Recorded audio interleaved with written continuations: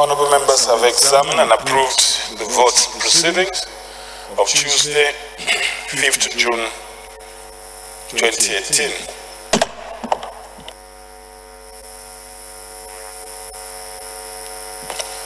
We take announcements.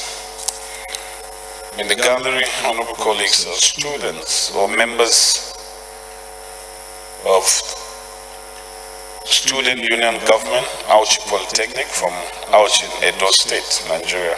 Could you please rise if you're there? Round of applause for them. Honorable Apate, so you're not clapping. Is it because you're not from Auchi? Okay.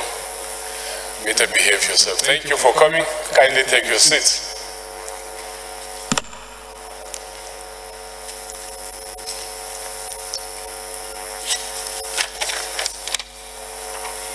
And also in the gallery are students of Kingdom Heritage Model Schools from Durumi Phase 2, Abuja. They are already standing. Round of applause for them. Thank you for coming. Kindly take your seats. We have students from Bethel Academy, Masaka, New Karu, LJ, Nasarawa State. They are standing. Thank you for coming. Kindly take your seats. I'm not too sure they can see you from there, Gaza. Thank you. Take your seats. Last but not least, are students of the Angels Academy, Nursery, Primary and Secondary School from Masaka, Nasarawa State. They are standing. Round of applause for them. Thank you for coming. Kindly take your seats. Further announcements.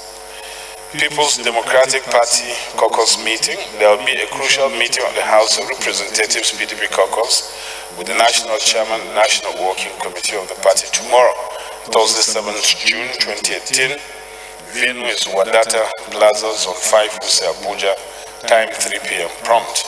The bus leaves the complex to the Secretariat by 2:30 p.m.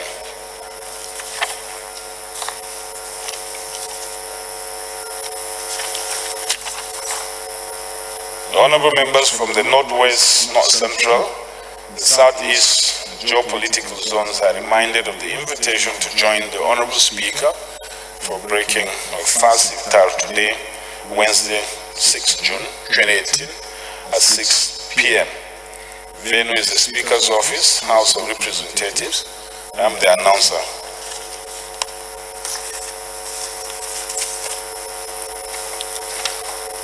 On a sad note, honorable colleagues, notification of the demise and invitation to the burial ceremony of Honorable Chief Martins Chukudeme Nwose, member of the House of Representatives from 1979 to 1983. I wish to formally notify you of the demise and also invite you and the entire members of the House of Representatives to the burial ceremony of late Honorable Chief Martins Nwose, the Ochilegwe one of Vashaka, and the Izogo one of Abi in Delta State. Died on the 18th of April 2018 and will be buried on Saturday, 9 June 2018 at his residence in Ushe, Ndokwe's local government area of Delta State. Late Honorable Chief Martins was an active member of the House of Representatives who represented the good people of Ndokwe Federal Constituency in the then Bendel State from October 1979 to September 1983. He was re-elected from October 1983 to December 1983 when the military took over government from the elected civilians, while urging you to join us in prayers for the reposed soul of our departed brother. Accept as always the assurances of my highest cooperation. Please, Announcer Honorable Sai Nicholas Sai. As is the custom of this house, will we please rise to observe a minute's silence in honor of our departed honorable colleagues.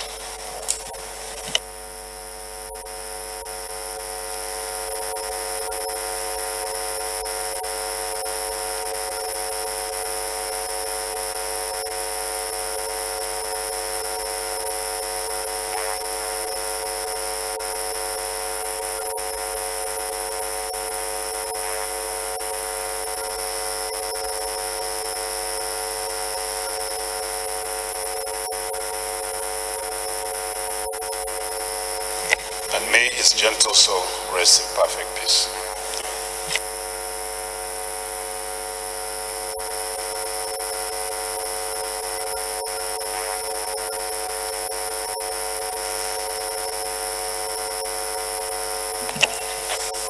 Any member has a petition to present to the House, may please rise to do so.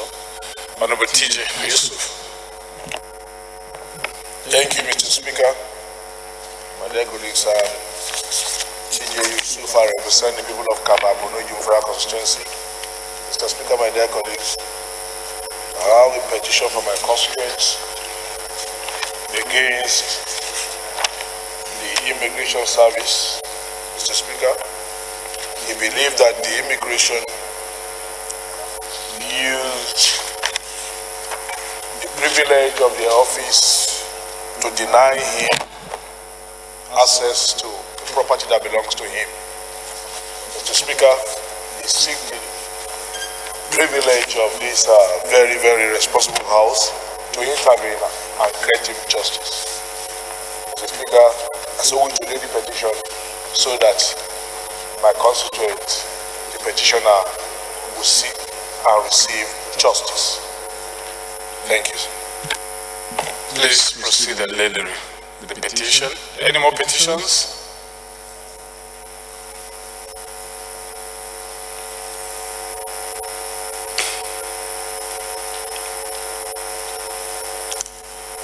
There's none. Petition referred to the Committee on Public Petitions.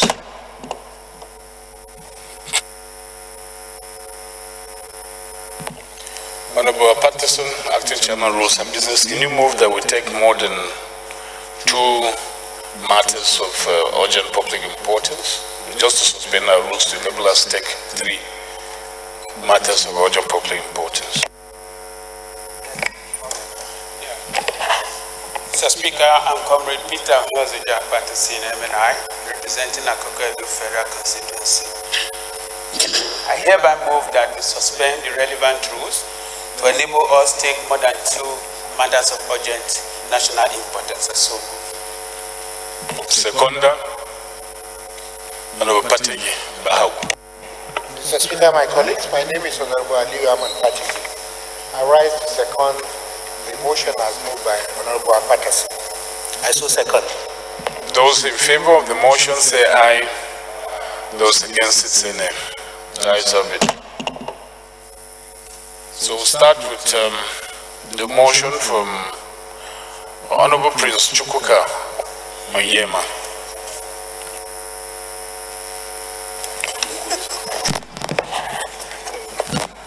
Thank you, Mr. Speaker. I'm Chukwuka Onyema. I represent the Obaru Federal Constituency of Anambra State.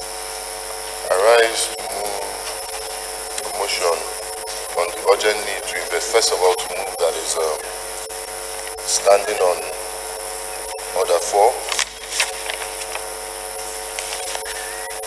Order 8 to 4, to move that the matter is urgent and it's an urgent need to investigate infractions of the Public Procurement Act 2007 in the execution of zonal intervention projects by the ministries, departments and agencies, MDAs of the federal government from 2015 to 2017. So for the first leg is to move that it's urgent. Seconder to the first leg of the motion that the matter is urgent and should be considered. The rules have already been suspended. Babul Katu. Mr. Speaker, Sunday Marshal Katum, I represent the people of Zangon Kataba Jaba Federal Constituency. I rise to second the motion as moved by Honorable Chukwuka that the matter is urgent and that the rules be suspended. I so second. Those in favor of the motion say aye. Those against it say nay. Ayes have it. Honorable Chukwuka, you can now move your motion. Thank you, Mr. Speaker. The House notes that zonal intervention projects were intervention projects of members of the Parliament to drive democracy dividends down to the grassroots. The House further notes that funds for the execution of these projects were specifically provided for in the Appropriation Act under the period in view. The House is worried that most ministries, departments, and agencies have misapplied the funds as provided in the Appropriation Act for some other purposes, therein denying payment to contractors who have diligently completed their works. The House takes cognizant note that the above infraction violates the Public Procurement Act 2007 and the Appropriation Act of the years under review. The House resolves to mandate the Committee on Public Procurement to investigate the allegations and report back to the House within 4 weeks for further legislative action. I so move, Mr. Speaker. Second, Honorable Wayo Benjamin. Thank you, Mr. Speaker. Honorable colleagues, I am Honorable Benjamin Yorembe Wayo. I represent the good people of Pande Ushengu Federal Constituency. I am from Benue State. I stand up, Mr. Speaker, to support the motion duly moved by that the rules be suspended and the motion be taken as a matter of urgent public importance. To second the motion. You are second. It's a very simple motion and it is investigative. So I'll put the question. I don't have any notice of amendment except you are inviting me to breach our rules. So I'll put the question. Those in favor of the motion say aye. Those against it say nay. Ayes have it. Honorable Chinda, where is the amendment? Where is it?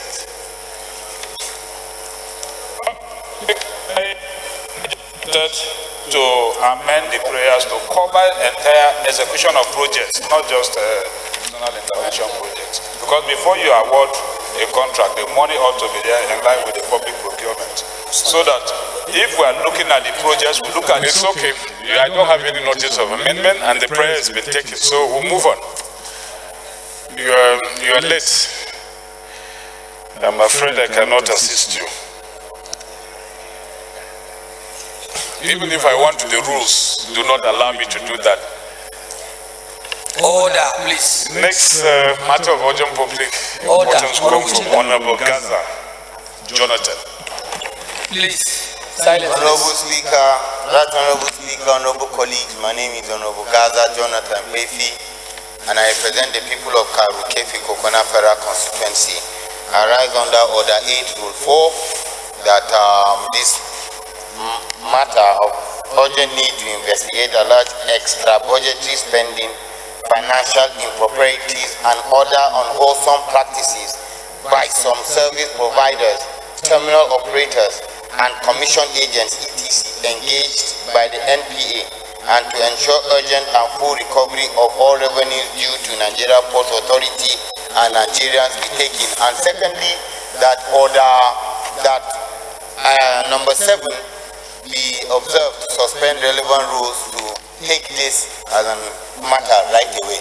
I so move. Seconder, Honorable Emeka. Thank you, Mr. Speaker. Honorable colleagues, I'm Honorable Dr. Chukwuemeka Aguja. I'm representing the good people of Kano East and Kano West Federal Constituency. I'm from Enugu State. I rise to second the motion as ably moved by Honorable Gaza Wefi, that he takes the motion immediately. Thank you. Those in favor of the motion say aye. Those against it say nay. Ayes have it. The rules have already been suspended, so Honorable Gaza, please move your motion as quickly as you can. Thank you, Right Honorable Speaker and honorable colleagues. The House notes that Nigeria is a democratic country governed by laws where individuals, corporate bodies, and governments are required to observe and obey all applicable laws of the land. The House also notes that the Nigerian Ports Authority was established by law as a body, corporate, with the right to enter into agreements and carry out contracts with individuals and corporate bodies in the discharge of its mandate. The House is aware that the Nigerian Ports Authority entered several agreements, covenants, and contracts with legal persons such as terminal operators, service providers, commission agents, etc. The House also is aware that these agreements were entered into with the aim of not only encouraging the growth and efficiency of the Nigerian Ports Authority in attaining set targets, but also in growing the Nigerian economy. Disturbed by endless allegations that some of these service providers have been in contention with the NPA with regards to the observance of the relevant agreements, with several claims and counterclaims between the parties, while millions of dollars due to taxpayers are trapped in the endless arguments. The House also is further disturbed by further allegations that some service providers are said to have been engaged in presenting inaccurate information during budgeting and engaging in illegal extra-budgetary spending of revenues due to the authority, incurring unapproved expenses, and thus wasting huge unbudgeted revenues without due process and in breach of all excellent laws and practices. The House is worried that some of these service providers are allegedly illegally spending millions of dollars due to the government, including in paying themselves allegedly dubiously approved and unbearably high commission rates in breach of legitimate and due agreements and the budgetary provisions, and without approvals and or any credit notes from the authority. The House is further worried that some of these service providers and commission agents engaged by the Nigerian Ports Authority are alleged to be owing the authority large and huge sums of money, despite collecting such monies from service users real time, most times in dollars, failing in meeting up the development plans based upon which they secured the agreements in the first place, and engaging in other unwholesome practices, including surcharging the authority interest on bank loans, which the MPA was not part of the negotiation stroke spending, and acting as double agents to both the authority and its facility users, which are alleged to be both unethical and criminal. The House is alarmed that despite repeated efforts by the authority and government to ensure that these service providers observe the laws and covenants in the agreement, some of these providers have continued to hold the authority and by extension Nigeria to ransom by their alleged sharp practices. The House therefore resolves to mandate the House Committee on Ports and Harbour and Waterways to 1. Carry out a comprehensive investigation of these service providers and other MPA commission agents, etc., to determine how much monies they've been collected by them on behalf of the authority or government, in which denominations, and whether such monies have been remitted as appropriate or spent in accordance with the budget provisions and processes of the authority. Number 2, investigate the observance of all properly approved covenants, articles, and obligations in all legitimate agreements between the MPA and these service providers with respect to meeting developmental plans, as all such agreements vice versa by MPA to the service providers. And lastly, ensure that no further funds are appropriated to any defaulting service provider until all government revenues withheld or spent by such providers without recourse to the budget as approved by the National Assembly and due process and approval of the authorities are paid to the authority, which is the Nigerian Ports Authority, and report back to this House within 4 weeks. I so move.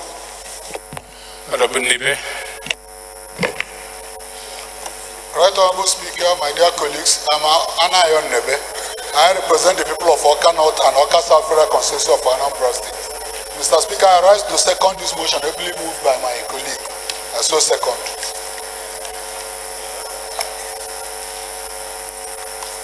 It's an investigative motion, so I'll put the question. Those in favor of the motion say aye. Those against it say nay. Ayes have it. But last point of order is from Honorable John. Honorable John there has a matter of urgent public importance before we take your point of order. Thank you, Honorable Speaker, Honorable colleagues. Dr. John J is my name. I am from Plenary State, Boko Taka Federal Constituency. Order 8, Rule 4. Honorable Speaker, yesterday I closed from work here, got home, and tuned on the TV just to see the Minister of Defense requesting states to suspend the laws they have made in respect of the anti-open grazing in their various states. I want to apply that we take it today and further to apply that the rules be suspended for it to be taken now. I so apply. Second, Honorable Kiruka. Thank you, Mr. Speaker. I am Kiruka Onyejoch. I represent the good people of Isukwatu Federal Constituency. I am from Abia State. I rise to second the motion as moved by Honorable Doctor. I so second. Those in favor of the motion say aye. Those against it say nay. Ayes have it. Honorable John Deere, please move the motion. Thank you, Honorable Speaker. Once again, John Deere is my name from Benue State, Bokotaka. This is a motion on the need to rescind the decision of the Security Council as announced by the Minister of Defense, calling on states to suspend the old anti-open grazing laws in their states. The House notes that the Fulani herdsmen crisis in Nigeria predates the present administration of Muhammad Buhari. The House also notes that for the past over 7 years, the clashes between Fulani herdsmen and farmers has been on the increase, with so many lives lost, with many farmlands and villages overtaken by herdsmen, and the resultant effect of farmers abandoning their ancestral homes and God-given lands to live in camps as refugees and dying in those camps for lack of food and proper medical care as their lands are overtaken by herdsmen. The House further notes that the unprovoked attack, agatu killings by Fulani herdsmen that claimed over 800 persons on record and over 20 villages that were ransacked, ravaged, made the Benue eminent sons and daughters to come together and find a lasting solution to the problem.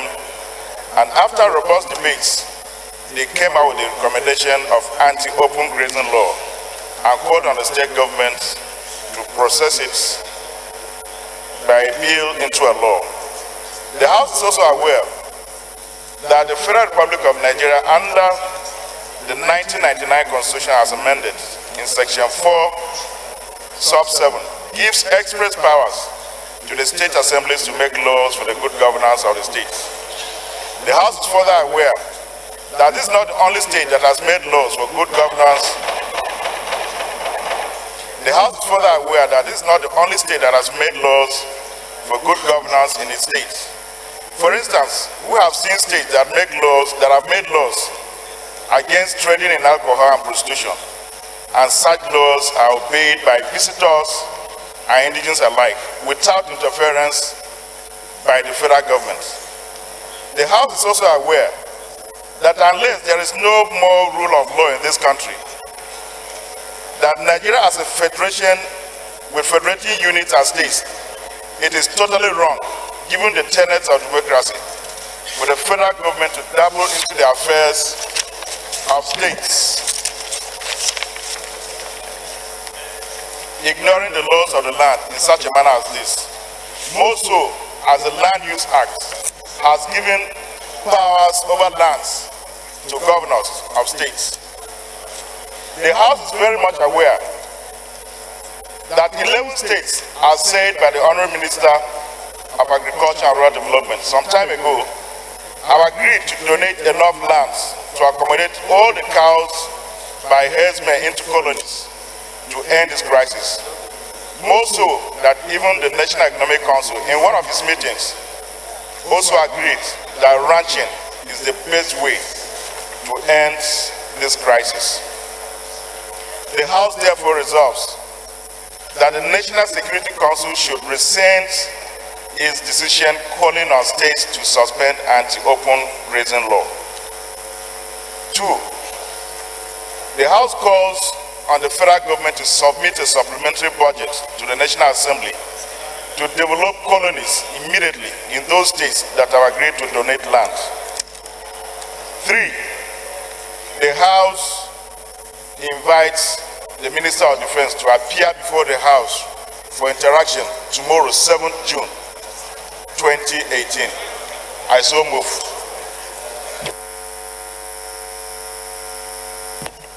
Honorable Kolole.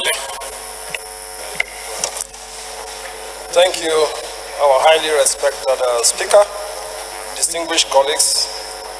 My name is Honorable Kola Wale Babatunde, member representing Akoko, Southeast Southwest Federal Constituency.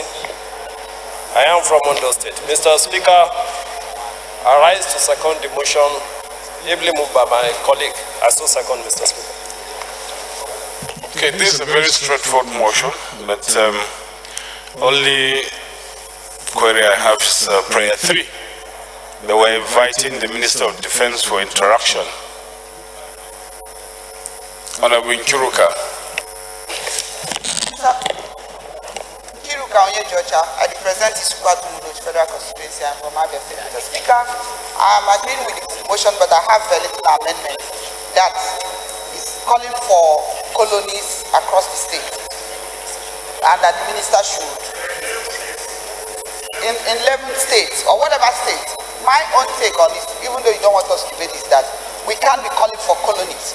What people are doing is ranching and anti-grazing laws, and we cannot call them. In short, it's not even in the box that people will come to Abuja under any guise to say a state should suspend a law that has been passed by the House of Assembly. So I don't think I think what he's raising is for us to note that this has happened and we've heard it over the news, but that it's wrong for anybody, as far as this constitution is concerned, to call for any state to suspend a law that they have passed. That's number one point. Then number two is about colonies. What states are passing anti-grazing laws? And people who are saying they don't want grazing can go for ranches.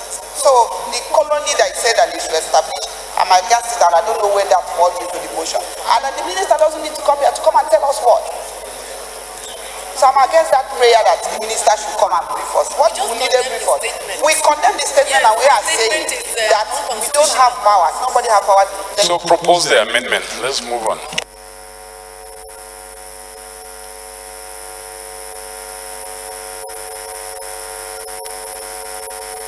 He is not calling for colonies in the prayer. He said in states that have agreed to donate land.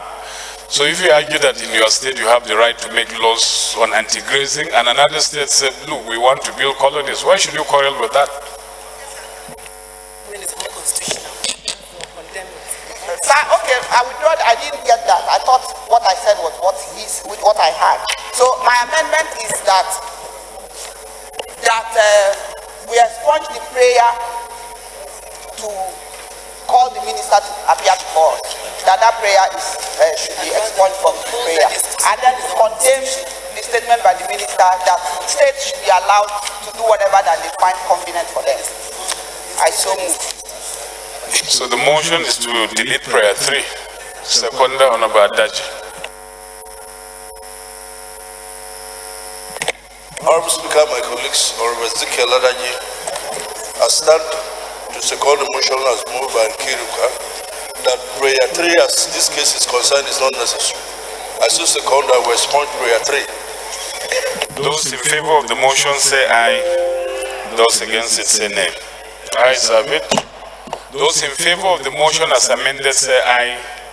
Those against it say nay. The ayes have it. Honorable Karimi, your point of order. Thank you, Mr. Speaker.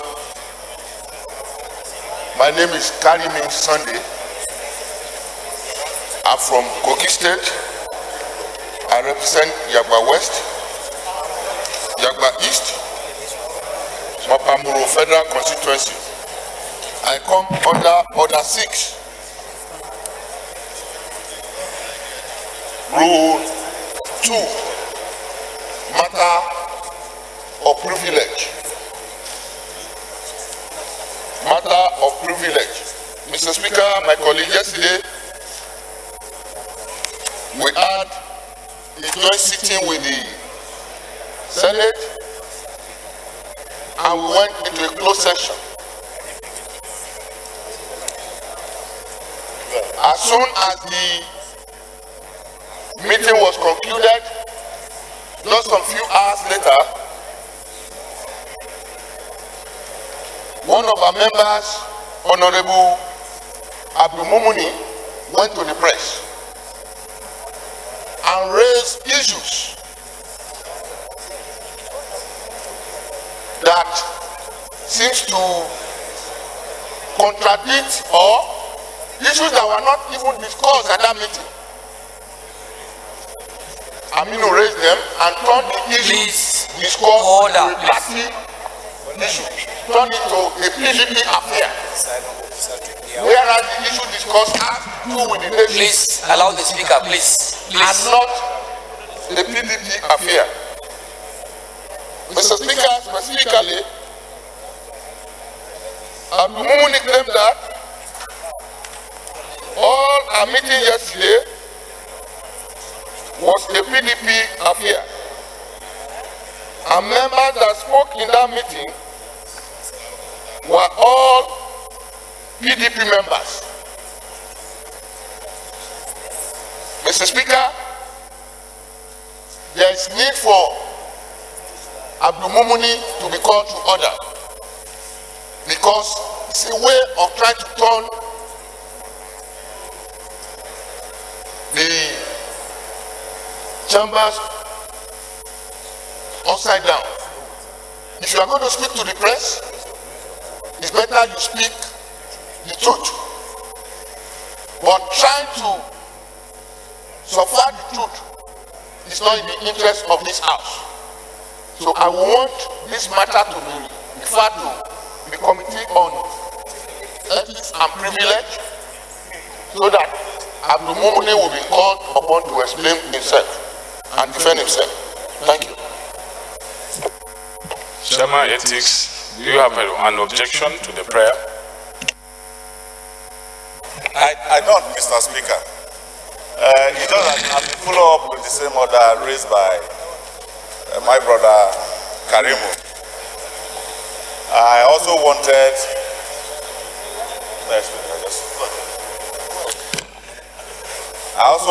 Mr. Speaker, distinguished honorable colleagues, when you listen to this day's newspaper today, when you see,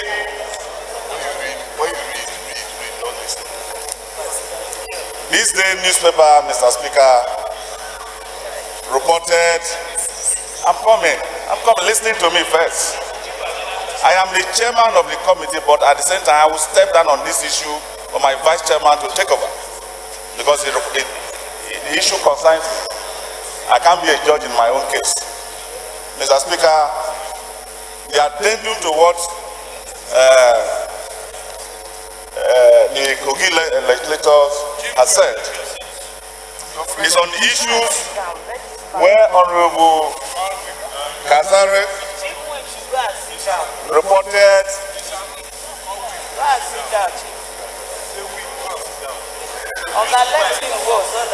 it is an issue, Mr. Speaker, which Honorable Kazare raised that Honorable Osai is a leading voice and a leading figure of collecting names to impeach Mr. President in this newspaper. Mr. Speaker, it would have suited me well and I would have been happier if I know that such thing is happening. One. And if I'm also a leading voice in the Hallowed Chamber, I'll be happy if I'm the one doing it. But I am not. That means my privileges have been preaching this house. On this ground, Mr. Speaker, on issues of Kazari, I'm going to step down from my deputy to take over. If he refers to it, is committee.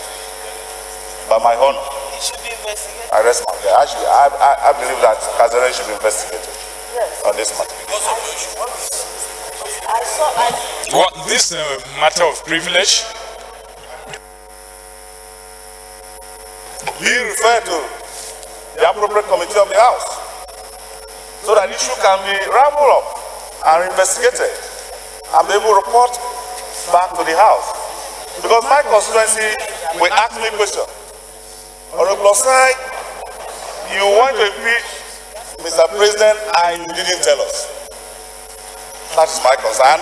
My being in the National Assembly is to represent the voice, concerns, interests, and needs of my people. I rest my case. Honorable Chinda. Thank you, Mr. Speaker. My dear colleagues, Mr. Speaker, there are two issues before us. The first issue raised by our colleague, Honorable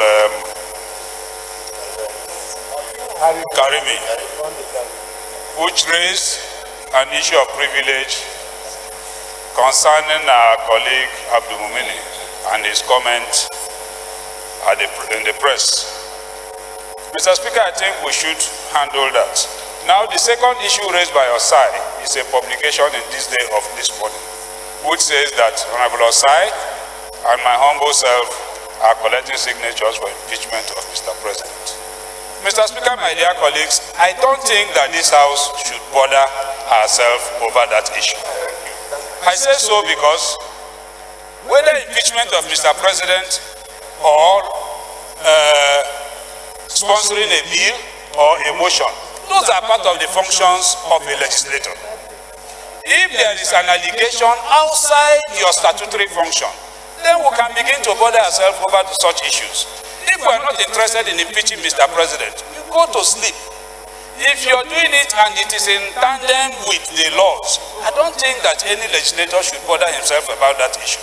But the major issue, the germane issue, is the matters raised by our colleague before the press of what happened in the executive session of yesterday, whether it is correct or not. I think that that is what this House should bother ourselves over.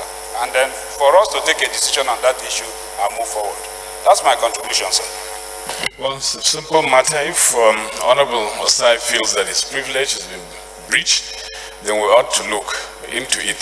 If it's this ruling of the committee that will look at it, that his privileges have not been breached, so be it. But if he's concerned, you can't say that we should overlook it, really, because he's a member and we have to protect all his privileges. So my ruling will be very simple, and I have a problem with members who don't come for sitting and they absolutely don't know what we do here. But anytime a decision is taken, they are the first to approach the press in order to address them. That sitting of yesterday was open to all of us. If anyone felt that it was just PDP that was doing the sitting, he ought to have come and then raise his voice. I saw this member sneaking in and sneaking out without even canvassing a position. I mean, it's not right that we've always spoken to ourselves as leaders that we should always make statements that reflect the truth of what we do here and not to mislead the public. So it's very, very unfortunate, even though I don't know the extent to which the statement was made because I haven't seen it. But since it's been raised as a matter of privilege, the only requirement of the rules is that we refer it to the House Committee on Ethics and Privileges, and dealing with the complaint of the chairman himself, he will have to recuse himself from investigating or inquiring into what Kazaura said, alleging that he is the one collecting signatures for the impeachment of Mr. President. That one can be dealt with by his deputy. But on the Abdulmumini's side, on the motion raised by Karim, I think he can properly investigate that matter and then report to the House. So the two issues raised by Honorable Sunday Karimi and Honorable Osai are referred to House Committee on Ethics and Privileges. Honorable Bini. Thank you, Mr. Speaker. My name is Benny La. I represent Lankan North Federal Constituency. Mr. Speaker, I come on Order 6, Rule 2 on page 14 about standing orders of the House of Representatives, in which I want to allege that my privilege has been breached and that of the members of my Committee on Science and Technology. Mr. Speaker, it says, Order 6, Rule 2 says, and I read, any member may rise at any time to speak upon a matter of privilege suddenly arising, and he shall be prepared to move without notice a motion declaring that a contempt of privilege or breach of privilege has been committed, or referring the matter to the Committee on Ethics and Privileges. But if the matter is raised in Committee of the whole House, the chairman shall leave the chair on an order to report progress.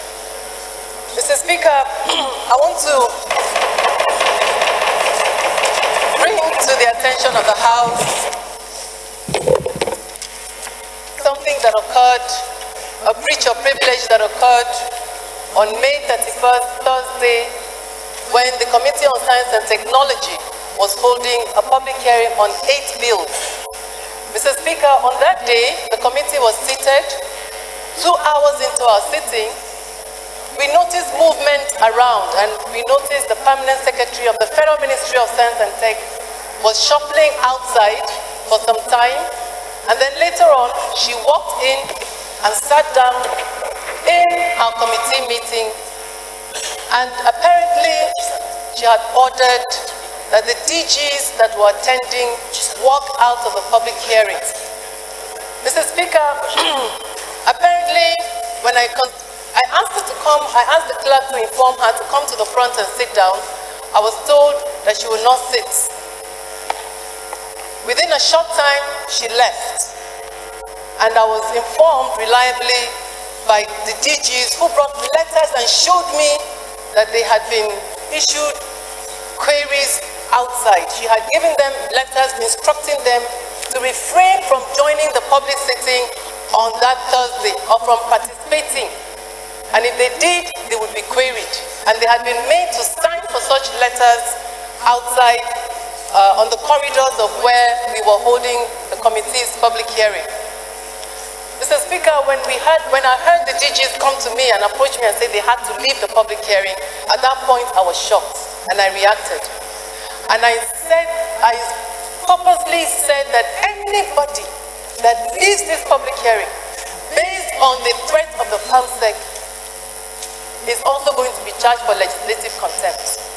But, Mr. Speaker, I want to bring the actions of the Permanent Secretary before us, because she has committed legislative contempt of the highest order. She was given notice. I had invited her weeks before the public hearing to brief her. She didn't come. We sent letters to her notifying her of the public hearing and the bills. She responded on that day. I got a letter from her saying that they were not participating and they were not in support of the public hearing, and therefore Silence, they please. would not come. Silence, Well, please. if the ministry chooses not to come, it's up to them. They don't have to come. The public hearing was mainly about establishment bills for about several agencies that do not have laws establishing them, and some had amendments proposed to their bills.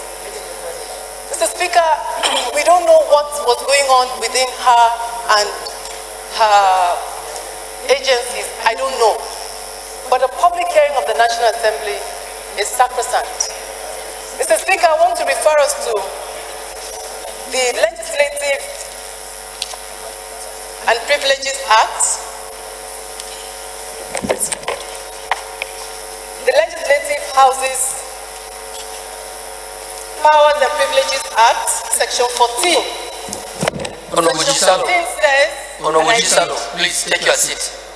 A person who obstructs a member of a legislative house while in the execution of his duties is guilty of contempt of the legislative house.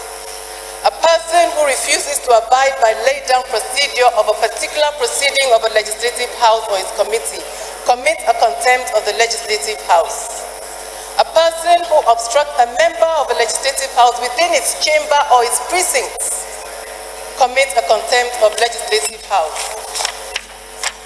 When a person who commits a contempt of legislative house under Section 12 of this Act, where a person who commits a contempt of legislative house under Section 12 of this Act is liable on conviction to a fine of 500,000 naira or imprisonment for a term of 2 years or both. Mr. Speaker, this is a very serious matter where permanent secretaries can walk into public hearings and threaten to disrupt it. Had I not stood by and made sure that the DGs didn't walk out with all of their staff on bills that had to do with them, Mr. Speaker, that public hearing may have been something else. But because she sought to disrupt the proceedings of the National Assembly and the Committee on Science and Tech, I want this matter referred to the Committee on Ethics and Privileges so that it will send or the relevant committee, maybe the House can set up a special committee to investigate into this matter As I speak, Mr. Speaker, the Ministry of Science and Tech is in shambles. There's a strike going on, 3-day union strike against Shamanki, the Permanent Secretary of Science and Tech. She has been contravening all the civil service rules I know, because everybody is complaining about one individual. There's a law and there's a democracy. There are 3 arms of government. While we are performing our constitutional duties of lawmaking motions and sitting on public hearings, nobody should disrupt that, and nobody has the constitutional right to disrupt that. Mr. Speaker, I think we should take this matter seriously and take the relevant action as will be recommended by my colleagues. Thank you, Mr. Speaker.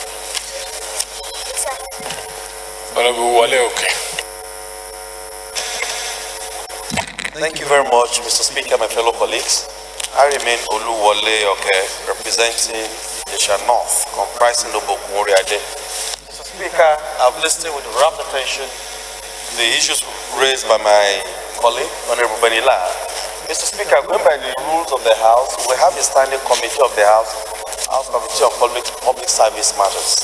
I think that committee will be the most appropriate committee to investigate this matter. Thank you, Mr. Speaker.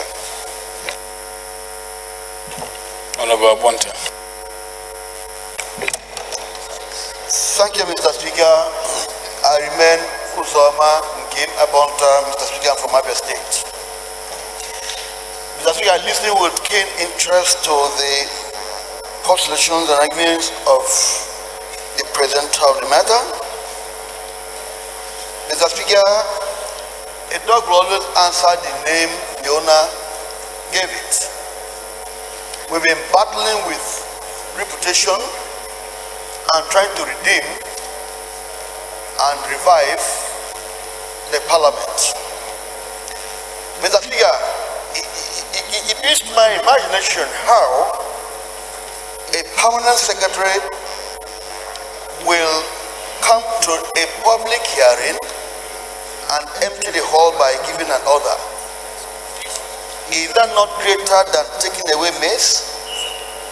Mr. Speaker, are we going to protect this parliament or allow us go away?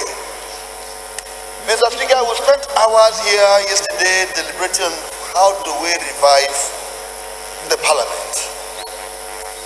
And the laws, the rules had provided ways and means to deal with such. Asking a committee to just look at that and all whatnot may be appropriate, but we need to do more. We must be able to tell people that we are here for serious business. Mr. Speaker, the parliament here is not a theater where we come to joke. The parliament is where we come to do serious parliamentary business as required by the people. Mr. Speaker, remember, is it possible, is it imaginable that someone will walk to the Congress? Silence, please. Please, honorable members, please. Listen in silence, please. And please, Honorable Soba, please keep quiet. Am I protected? Mr. Speaker, we are told that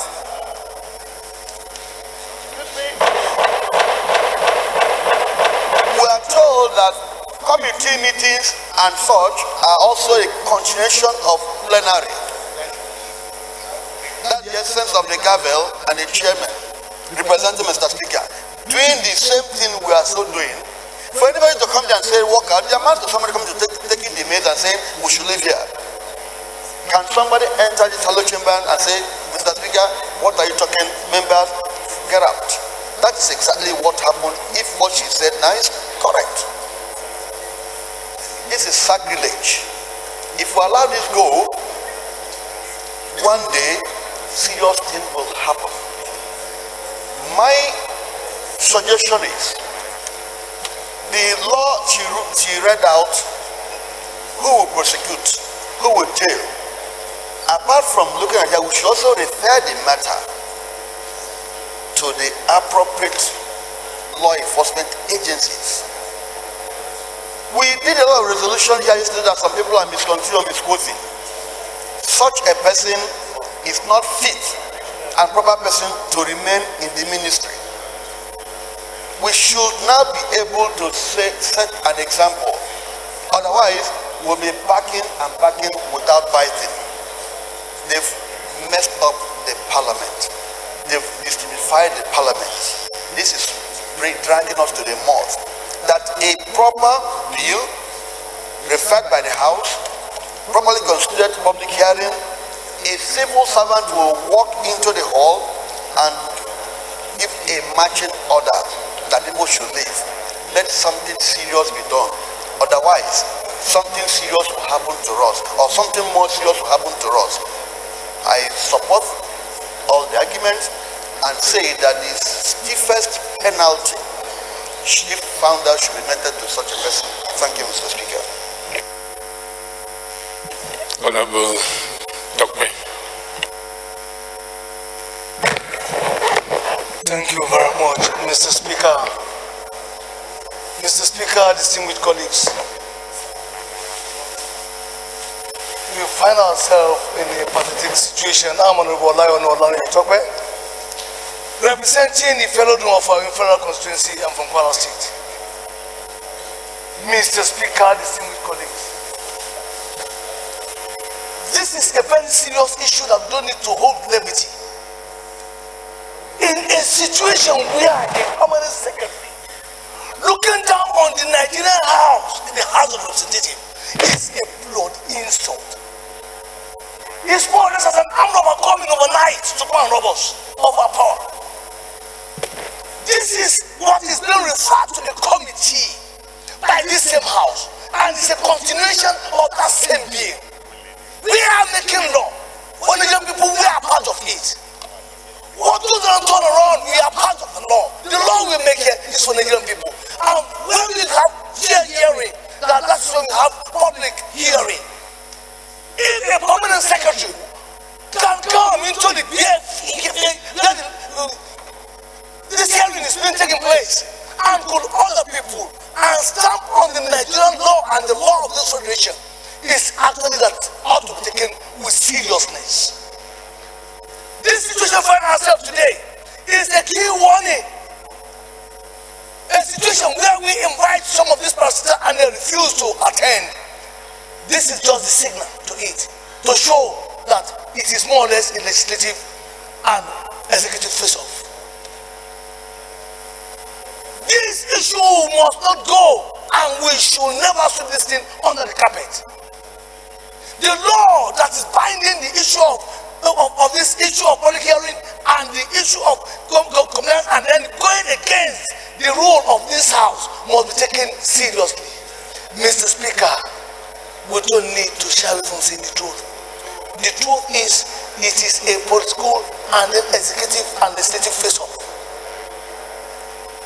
Tomorrow, I can tell you, if we are not careful, the executive will lead some of their staff there to come and pick the mates that we are making laws against them.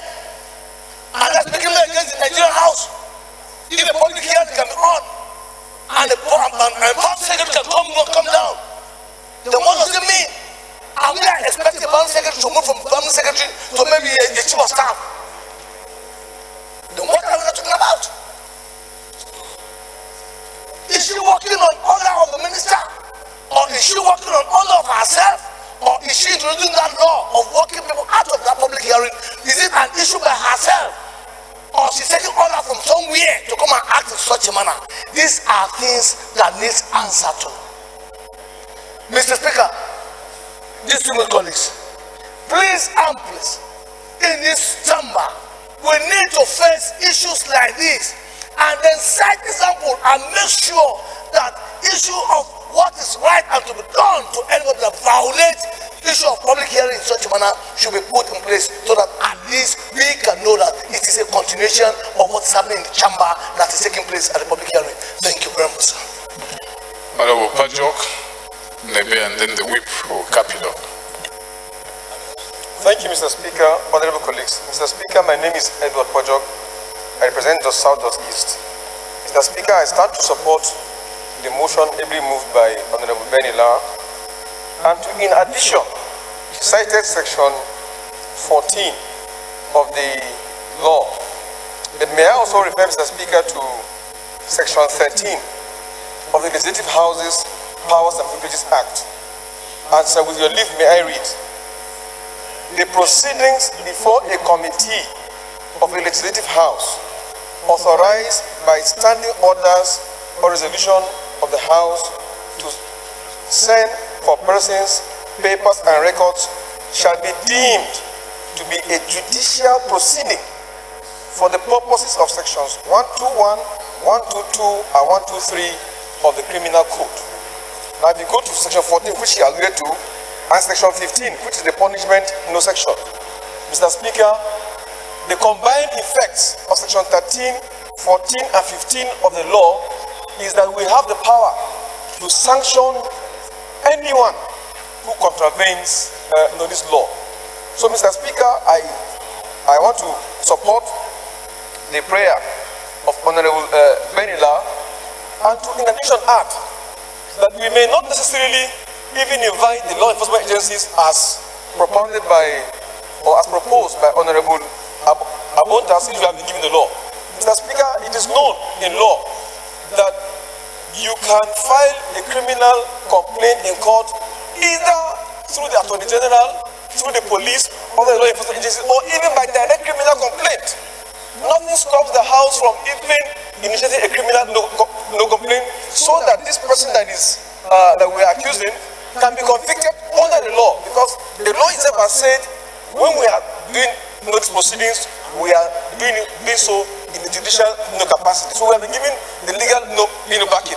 So let us proceed and show an example which will serve as a deterrent to others who may be teaching us levity. Mr. Speaker, that is my contribution to this issue. Honorable Nibe. Thank you, Mr. Speaker, my dear colleagues. The issue at stake is very sensitive. It is very clear that day by day, this state, this country, Nigeria, is sliding towards anarchy, lawlessness, anarchy, and a situation where everything goes. There was an issue of invasion of our Senate, and the place being removed. Now we are talking of a situation where a permanent secretary in a ministry in the federal government of Nigeria slighting the House of Representatives, because the committee that was organizing the public hearing was a clear representative of the National Assembly and the House of Representatives. So if a permanent secretary could come and ask members to go, it then means that tomorrow if we invite anybody, somebody somewhere will tell the person not to appear before the House. That's why we should take it very serious. Let us not look at this matter as a matter of permanent secretary not appearing before a committee or asking directors of our ministry to leave or keep away from the public hearing. Let us look at it from the perspective of the fact that we are losing grip. We are losing grip. And if we take this thing slightly, it will get to worse and then worst. No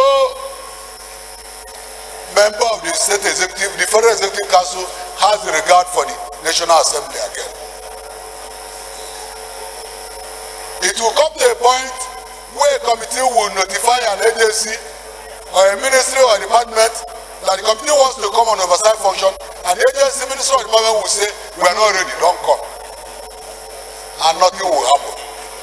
So my dear colleagues, I'm pleading that we put us together and rescue this National Assembly. The greatest problem we have is from us.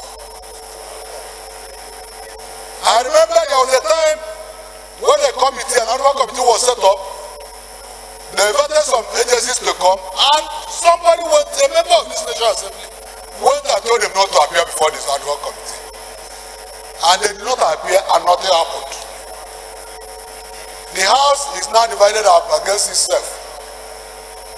So let us close ranks and remember that we are all members of the House of Representatives. For today, if somebody will be governor tomorrow, or a senator or president, today we are all members of the House of Representatives. I will have to protect the integrity of this assembly. If you do not do that, history and posterity will not be fair to us, will not be kind to us. So, Mr. Speaker, I plead that we adopt completely the motion moved by Honorable Benny. Let us take this matter very serious. A matter of referring it to a one committee order is nonsense. We have to take it serious and rescue the image of this association, this assembly. Thank you, Mr. Speaker.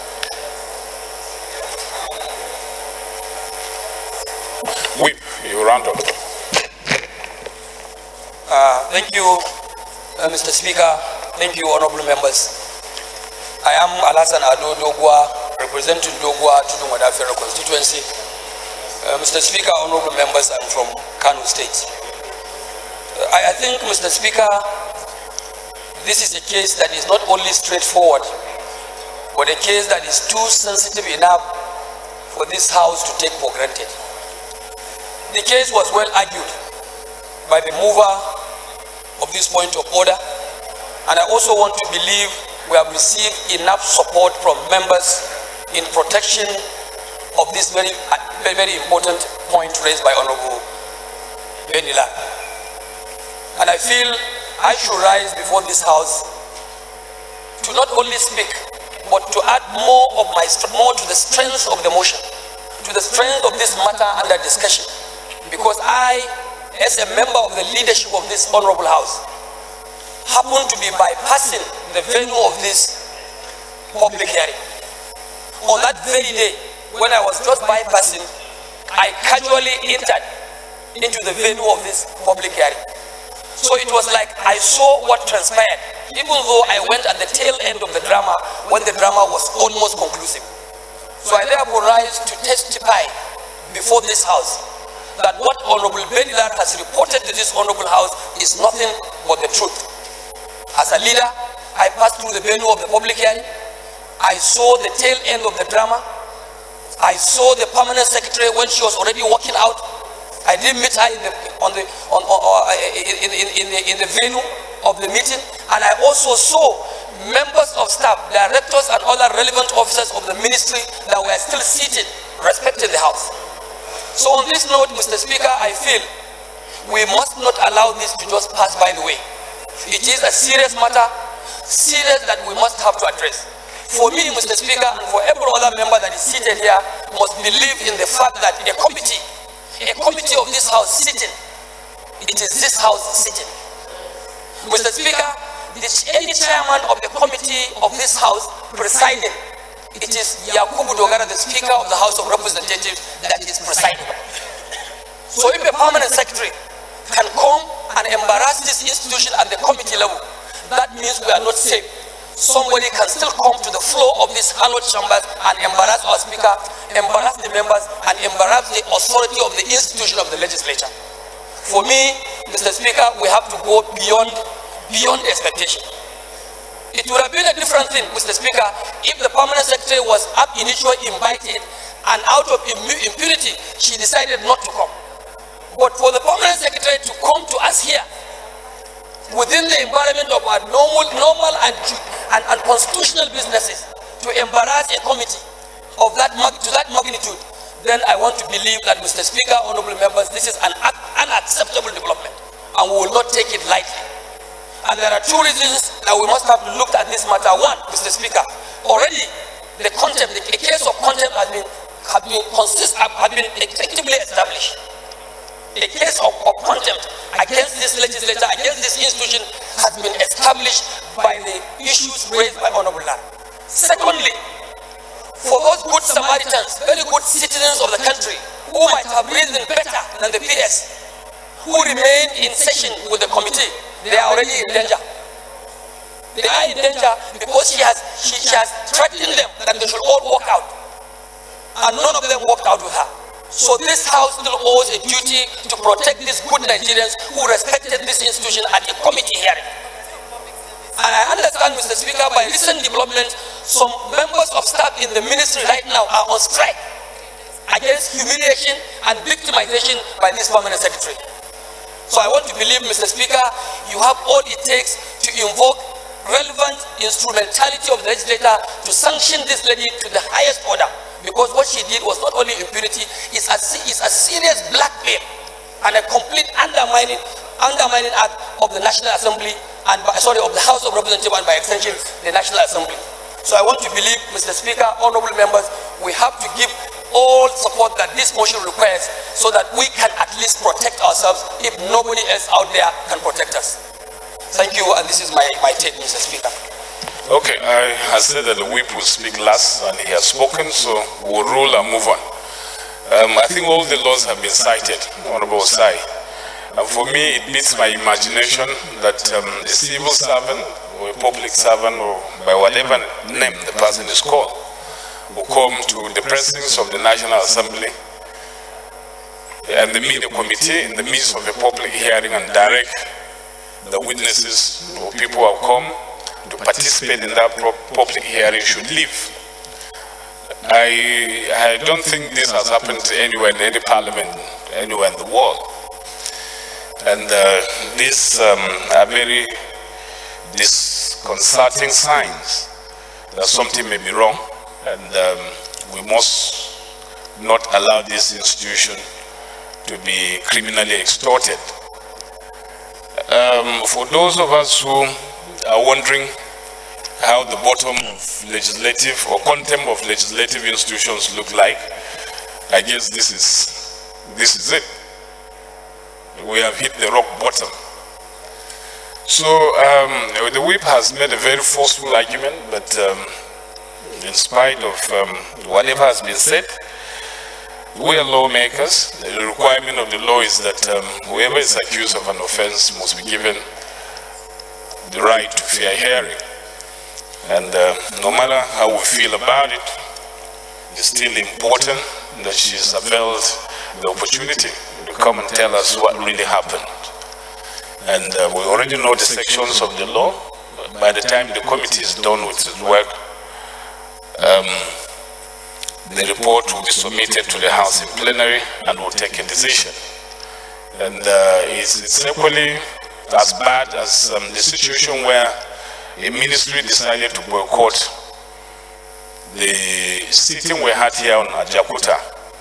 And we had to come hard on the ministers, even though for some of us, some of them are personal friends. One was even a leader in the House. We didn't spare them. So, but we have to give her the opportunity to be had.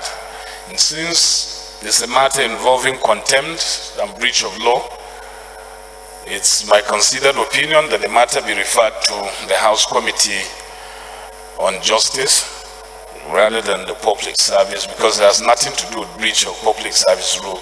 And I don't think she was acting within the ambit of her powers as a public servant. Even if she had the powers to act that way, the law still requires that you should not exercise your powers with corrupt intent. And the intention is that while she has boards that she's presiding over as chairman of the board, by the time these establishment bills are passed, she will effectively be removed. So as far as she's concerned, she's not interested in the public hearing, since it's going to take her out as chairman of those boards. Finish.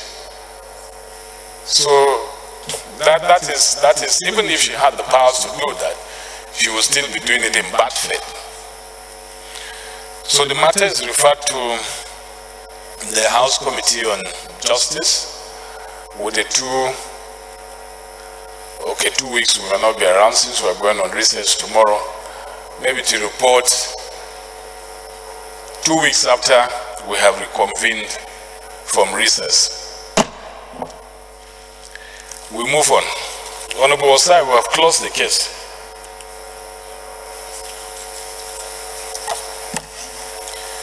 First order of the day, honorable colleagues, the third reading of Bill for an Act to amend the National Agency for Science and Engineering Infrastructure Act, Chapter N3, Laws of the Federation of Nigeria 2004, and for related matters. Honorable members will recall that the House adopted the report of the Committee of the Whole of the Bill on Thursday, 31st May 2018. I therefore call on the Leader of the House to move the bill be now read the third time. Leader is not around. Chairman, Rules and Business, please. Can you take it? Thank you, Mr. Speaker. I'm Dr. Bode Ayorinde. I represent Ose Federal Constituency. I'm from Ondo State. Mr. Speaker, honorable colleagues, I rise to move that a bill for an act to amend the National Agency for Science and Engineering Infrastructure Act, CAP N3, Laws of the Federation of Nigeria 2004, and for related matters, HB 206 be read the third time. I so move, Mr. Speaker. Seconder, Honorable Kayode Oladele. Thank you, Mr. Speaker. My name is Kayode Oladele. I represent Yewa North and the Mekwa Federal Constituency. Mr. Speaker, distinguished colleagues, I am from the state and I rise to second the motion as ably moved by the Chairman, Rules and Business. I so second. The question, honorable colleagues, that bill be now read the third time. Those in favor of the motion say aye. Those against it say nay. Ayes have it. Clerks invited to read the long title of the bill. Honorable Speaker, honorable members, a bill for an act to amend the National Agency for Science and Engineering Infrastructure Act, Chapter M3, Laws of the Federation of Nigeria 2004, and for related matters. Third reading.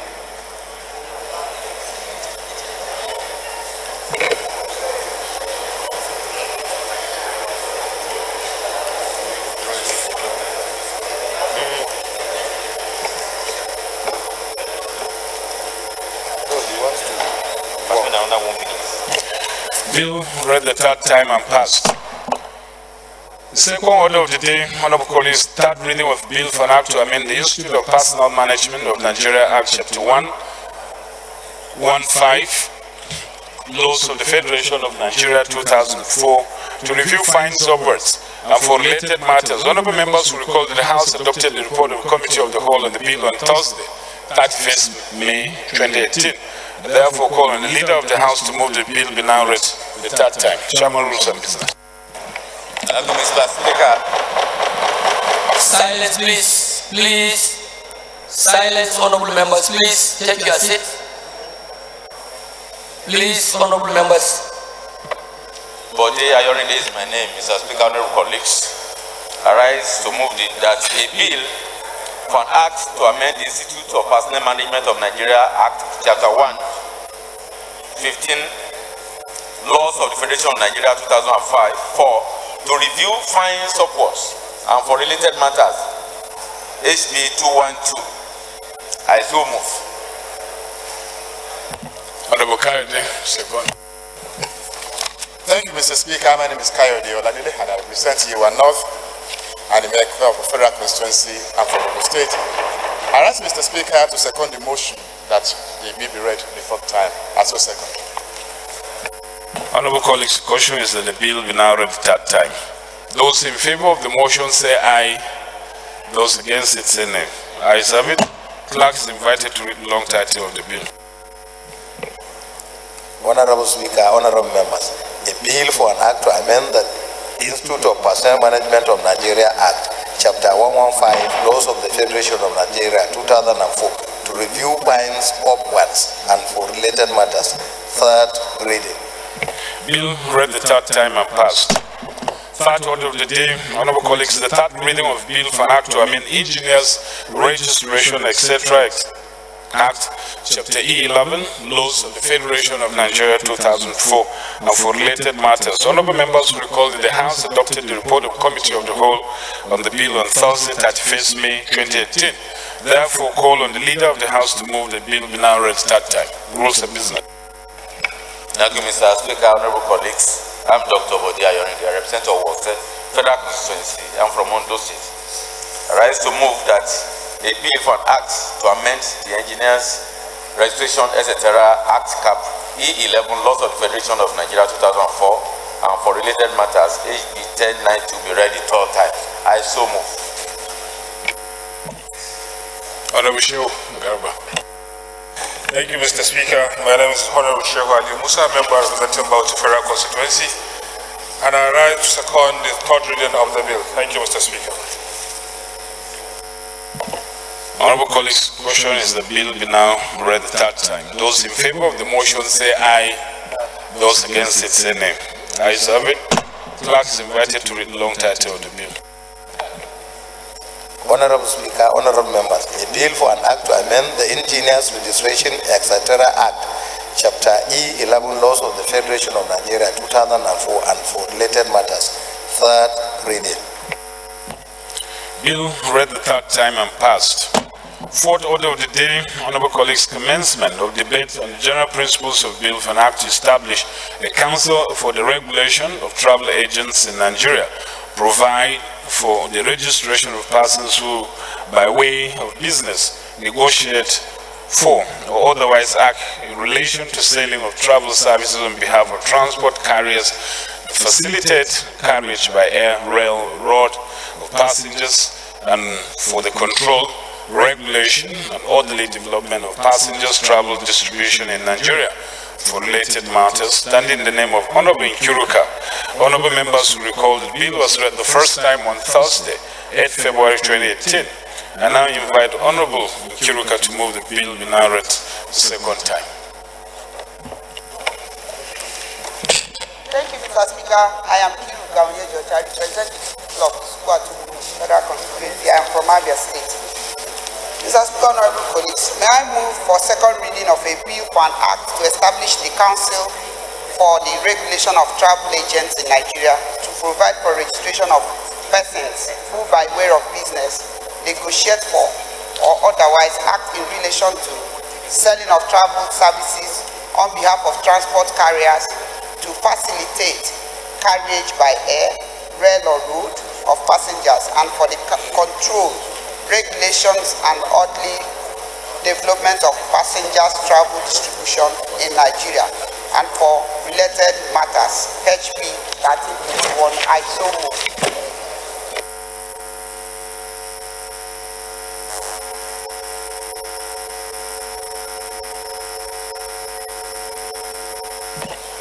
Honorable Betty Apiafi.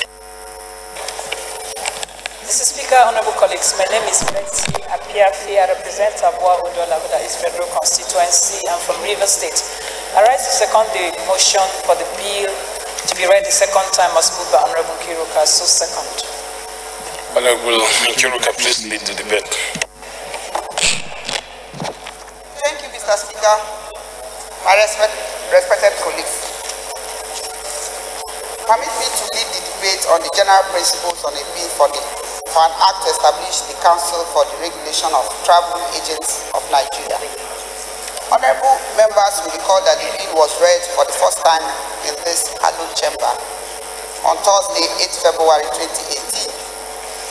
The bill seeks to establish the Council for the Regulation of Travel Agents of Nigeria, provide the registration of persons who, by way of business, negotiate for or otherwise act in relation to selling of travel services on behalf of transport carriers to facilitate carriage by air, rail or road of passengers and for the control, regulation and orderly development of passenger travel distribution in Nigeria.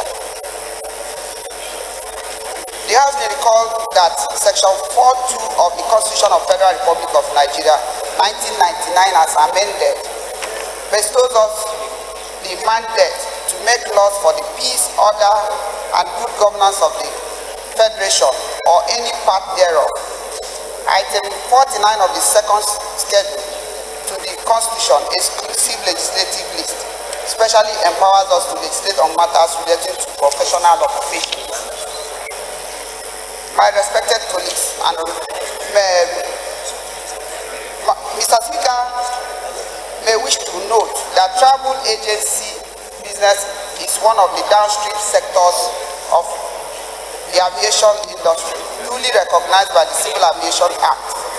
Travel agencies are a major outlet for ticket sales, and they also render other travel and tourism related services to Nigerians. There are currently over 6,000 travel agents in Nigeria without a statutorily recognized body.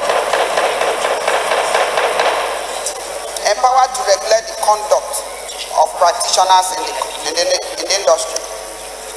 Over the years, the business has only been overseen by the National Association of Nigeria Travel Agencies, NANTA, but with legal limitations. Although this association has been in existence since 1973, it has not sanitized the travel agency industry sufficiently due to lack of legal frameworks. Mr. Speaker, honorable colleagues, the objectives of this bill, apart from every other thing, is to regulate and give these travel agencies legal backing. Clause 4 defines the membership of the council and the procedure for application for membership of the council. Clauses 6 to 11 provide for the functions of the council. Clauses 12 to 18 gives details on the conditions under which travel agents can practice. And clauses 19 to 21 provides for specific disciplinary actions against professional misconduct. And this bill is divided into 5 parts and 2 schedules. Part 1, which is the preliminary part, has 2 clauses providing for the short title and interpretation of the bill. Part 2 and 10. Part 2 have 10 clauses establishing various bodies including the National Council of Nigerian Travel Agents and the Executive Council. Part 3 has 7 clauses which provides for practicing certificates and regulations of travel agents, which means that for you to participate, you must have a certificate. And part 4 provides for discipline of members of this body in case they contravene the rules. And part 5 provides for miscellaneous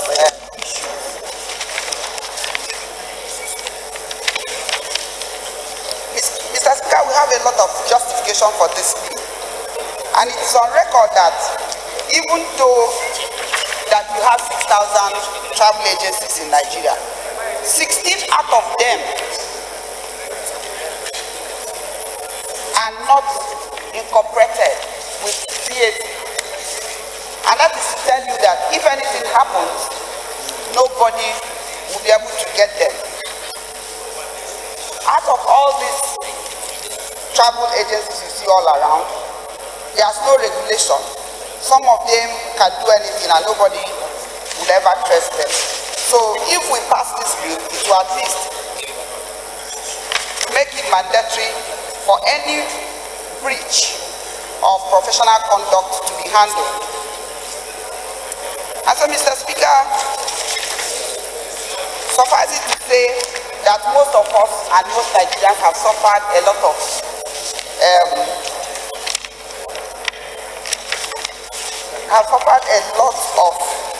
fraudulent activities from these travel agencies. Some people have been duped because of people who don't even have address and they go to collect money because somebody has introduced them to so-so and so-so person. And so, in conclusion, Mr. Speaker, there's the need to establish this council because it's going to help us curb the activities of fraudsters. The establishment of this operation of council for the regulation of travel agents is a common practice all over the world. This body exists in the UK, US, Philippines, Malta, and parts of the European Union, with corresponding structures and objectives with the council for the regulation of travel agents in Nigeria. And so we seek that this bill should maintain that professional bodies, if established, should maintain international best practice so as to curb the menace that Nigerians face with travel agents. And of course, when this bill was first read, most people approach me to say that they have suffered in the hands of quacks, people who print complimentary cards, print letter-headed papers, and say they are agents. You can do 1 or 2 transactions with them, it will go through. But the third one, when they collect huge amount of money, they will disappear. And there's nothing you can do about them. Most of them change offices. They change their goalposts at the middle of the day because they have gotten your money and you've got some kind of confidence. Secondly, there are sometimes you go to buy tickets. You buy ticket that's supposed to be a flexible ticket, and then they will sell non-flexible ticket to you. Sometimes you buy ticket up to ₦1 million and you travel to US, and by some reasons or for some reasons you decide to change. And when you approach the airline, they will tell you that the ticket you have is non-flexible ticket. Sometimes people are made to buy fresh tickets, and the money they have paid for return ticket will just be wasted. So it is highly important that these things are, that we're supposed to check these excesses and these fraudulent practices. So Mr. Speaker, honorable colleagues, I'm seeking that this bill should be read the second time and members should support it because it is the best way, the best thing to do now. I so support. Any contributor? Okay, I'll put the question. The question is that the bill be now read the second time. Those in favor of the motion say aye. Those against it say nay. Ayes have it. Clerk is invited to read the long title of the bill. Honorable Speaker, honorable members, a bill for an act to establish the Council for the Registration of Travel Agents in Nigeria to provide for registration of persons who, by way of business, negotiate for or otherwise act in relation to selling of travel services on behalf of the transport carriers to facilitate carriage by air, rail, or road of passengers, and for control, regulations, and orderly development of passengers' travel distribution in Nigeria and for related matters. Second reading.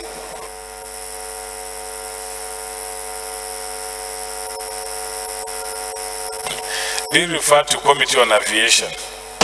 Fifth order of the day is commencement of debate on the general principles of Bill for Act to establish Rural Electrification Agency for the promotion, funding, management, and regulation of rural electrification as a statutory corporation and an autonomous agency independent of the Nigerian Electric Power Regulatory Commission, NERC, and the Rural Electrification Fund established under the Nigerian Electric Power Sector Reform Act and for related matters, standing in the name of Honorable Oladipopo Adebutu.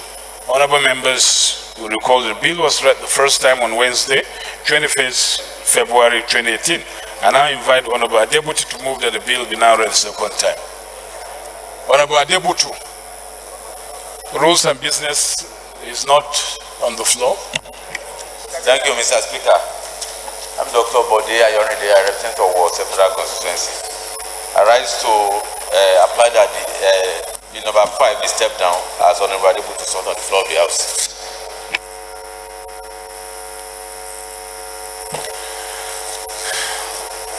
Fifth order on the other paper stepped down by leave of the House.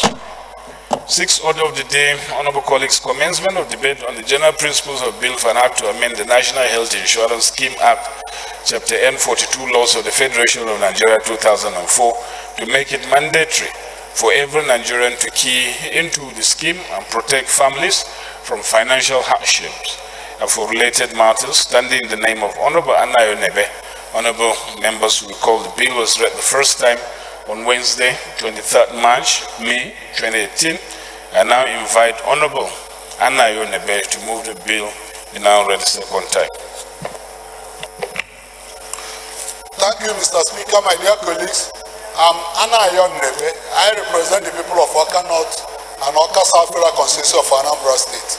Mr. Speaker, I start to move that a bill for an act to amend the National Health Insurance Scheme Act, ADCAP, and 42 laws of the Federation of Nigeria, 2004, the Principal Act, to make it mandatory for every Nigerian to key into the scheme and protect families from hardship and for related matters be read the second time. I so move, Mr. Speaker.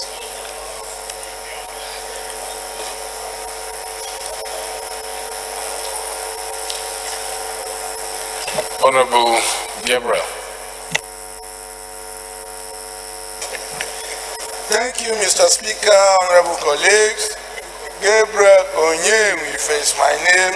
Mr. Speaker, I represent Tui. I am a federal constituency of Anambra State, politically of Abia.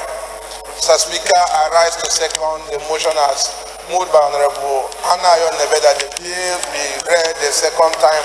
I so second, Mr. Speaker.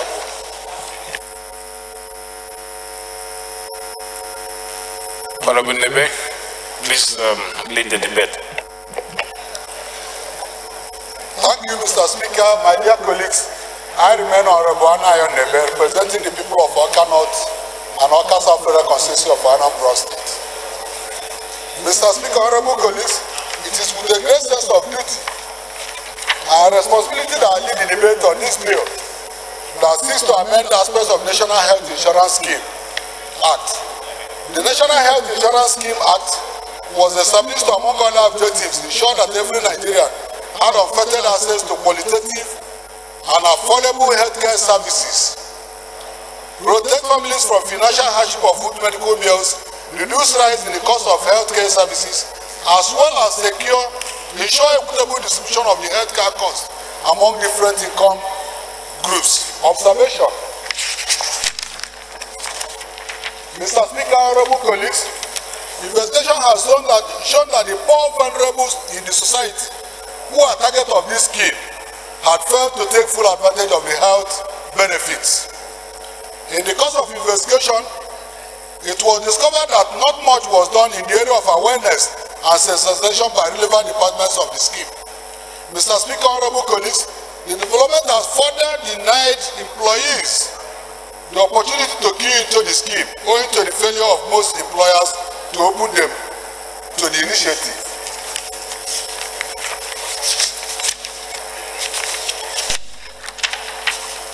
Mr. Speaker, honorable colleagues, arising from the many observations made, the bill seeks to amend the following sections. Section 2, subsection 2G of the Principal Act, which provided for one person to represent the registered health maintenance organization on the board.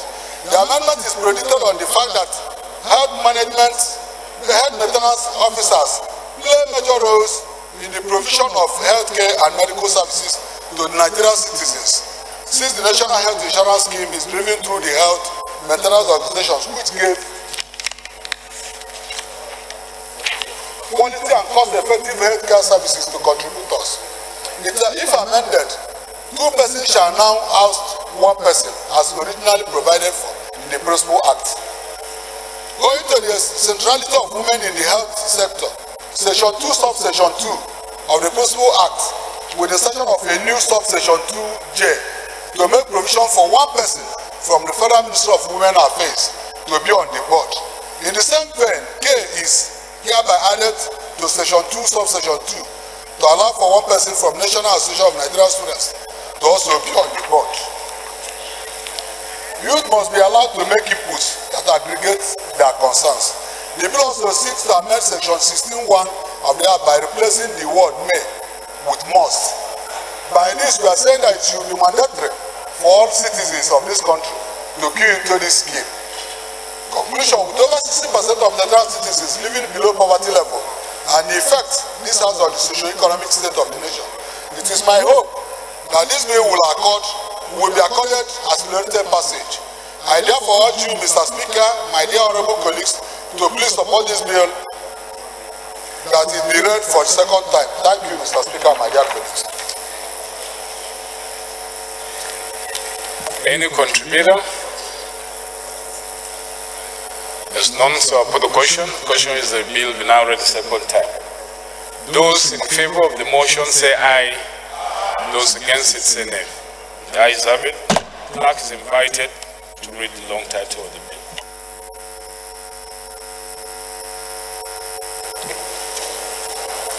Honorable Speaker, honorable members, a bill for an act to amend the National Health Insurance Scheme Act, Chapter N42, Laws of the Federation of Nigeria 2004, to make it mandatory for every Nigerian to key into the scheme and protect families from financial hardship and for related matters.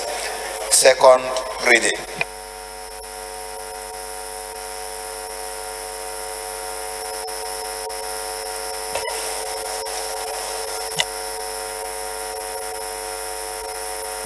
Being referred to Committee on Health Care Services.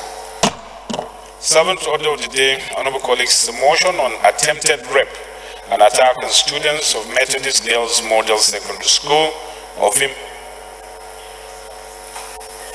Isukwato, local government area, Abia State, and the need to guarantee safety in schools across the country. Standing in the name of Honorable Nkiruka. Honorable Nkiruka is now invited to move the motion. Thank you, Mr. Speaker. Honorable colleagues, I move this motion on attempted rape and brutal attack on students of Methodist Girls Model Secondary School, Ovim, Isukwato local government area of Abia State, and the need to guarantee safety in schools across the country. The House notes that the primary responsibility of government at all levels is to guarantee the security and well-being of all Nigerians, including school children and especially the girl child. The House regrets that the girl child has unfortunately become on an increasing basis a target of various forms of assault, attacks and abduction by terrorist groups and other criminal gangs in the country, as witnessed in Government Secondary School, Chibok, Borno State, Lagos State Model College, Ibonla, Egbe, Turkish International School, Isheri, Ogun State, Babington Macaulay Junior Secondary School, Ikorodu, Lagos, and most recently, Government Girls Science and Technical College, Dapchi, Yobe State. The House is informed of the attempted rape and brutal attack on students of Methodist Girls Model Secondary School, Ovim, Isukwato local government area of Abia State, where a gang of hoodlums invaded the school dormitory on Friday, May 25th, 2018 at about 2 a.m. and demanded that all the girls strip off their clothes in a bid to gang rape them. The House is further informed that the brave ones among them refused to succumb to the hoodlums' demand, which led to the brutal assault on the girls by the hoodlums with cutlasses, iron rods, and other dangerous weapons. The House is worried that over 15 innocent school girls who ought to be at school learning ended up in the hospital with varying degrees of injuries sustained from the hoodlums on the eve of the Children's Day celebration. The House further worried that the House is further worried that the attack depicts the degree of evil among the individuals and the depth of moral decadence that pervades our society today. The House is concerned that the increasing rate of assaults, attacks and abduction of school children, especially the girl child in Nigeria, may not only result in psychological trauma for victims, but also possess the capacity, if unchecked, to negatively affect the educational development of the girl child in particular and the society in general, with attendant negative consequences for the country at large. The House believes that government at all levels must rise up to the challenge of insecurity in the country and ensure the protection and security of schools across the country in order to foster the recurrence of these attacks. The House resolves, number 1, condemn the attempted rape and brutal attack on students of Methodist Girls Model Secondary School, Ovim, Isukwato local government area of Abia State on Friday, May 25th, 2018. 2, urge the Inspector General of Police to conduct investigations into the incidents with a view to bringing the criminals to book. And number 3, mandate the committees on national security and intelligence and police affairs to ensure implementation. I so move. Honorable Betty. Mr. Speaker, honorable colleagues, my name is Betty Abiafi. I represent Abua Odola, East Federal Constituency. I'm from Rivers State. I rise to second the motion as heavily moved by Honorable Kiruka, second. Honorable Kiruka, please. Okay. Mr. Speaker, honorable colleagues, thank you once more for allowing me to lead debate on attempted rape and brutal attack on students of Methodist Girls College in the Sukwatu Federal Constituency where I represent. I also like to point out here that this Ovim girls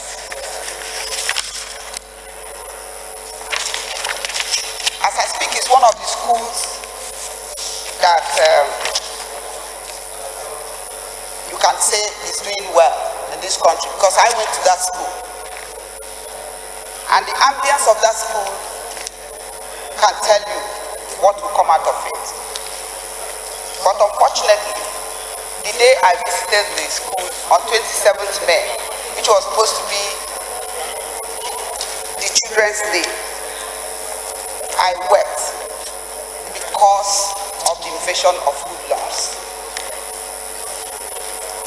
Mr. Speaker, honorable members, these people came into that school by 2 a.m. on 25th May and asked these girls to strip and even told them the people who are veggies go this way, non-veggies go the other way. And it was at that point that all of them moved one side and started crying. Their cries woke up the people who were guiding the school. Of course, they had dislodged some of the security people. But before then, before they could get help, these people used cutlass, iron rods, and started hitting those girls in their skulls. You just thank God that as we speak, we did not record any death, but it is terrible to the extent that if you enter the school, you see a very sober mood. People don't know which way to go. They don't know what else will come. Even as we speak, when we were there, we saw some herdsmen with their cattle crossing. And this has been going on day in, day night. And Mr. Speaker, that's why I believe that we should stand up to condemn terrorism on our Nigerian schools under any guise. Because I believe that when it was happening in Chibok, we spoke. It happened in Dachi, we spoke. And it's happening in Southeast. We don't know the next place these people will go. And so we need to do the needful. And what is it needful? That the government should provide security on every school, whether it's private or public, to safeguard the lives of our children. Without missing words, none of those children, if nothing is done, will have confidence to sleep in those hostels anymore, without fear. So, Mr. Speaker, without boring this house, I want to ask one critical question. What is the offense of the girl child in Nigeria? The most recent Dabchi school girls abducted were on the 19th of February 2018 at about 5:30 p.m. About 110 school girls aged 11 to 19 years were abducted by Boko Haram terrorists, during which 5 of the girls died and about 104 were dramatically returned after some weeks. And as we speak, Leah Shabu is still with them. Mr. Speaker, number 2, Chibok school girls kidnapped. On the night of 14th-15th April 2014, about 276 female students from government secondary school, Chibok, Borno State, were kidnapped by Boko Haram terrorist group. Some of the girls have either escaped or were released, while others are at large and some have died. Mr. Speaker, number 3, Lagos State Model College, Ibonla Efe, Ebe. On the 6th October 2016, 4 school girls were kidnapped along with the vice principal of the school. You can check the Vanguard of 6th October 2016. And number 4, Turkish International School, Isheri, Ogun State. All these are girls. On Friday, 13th January 2013, 3 female students, 3 Nigerian workers, and 2 Turkish staff were kidnapped. On 16 January 2017, the kidnappers demanded 300 million for 2 Turkish staff and 100 million each for the school girls and Nigerian staff as ransom. See also Daily Sun of 16 January 2017. Number 5, the last but not the least, Babington Macaulay Junior Secondary School, Ikorodu, Lagos. On Monday, 29 February 2016, 3 female students of the school were kidnapped at about 8 p.m. and later released on the 3rd March 2016. See also Nation newspaper, 1st March 2016. Mr. Speaker, in conclusion, my take on this is that there's the need to guarantee the safety of our schools in general and the girl child in particular. This need cannot be overemphasized.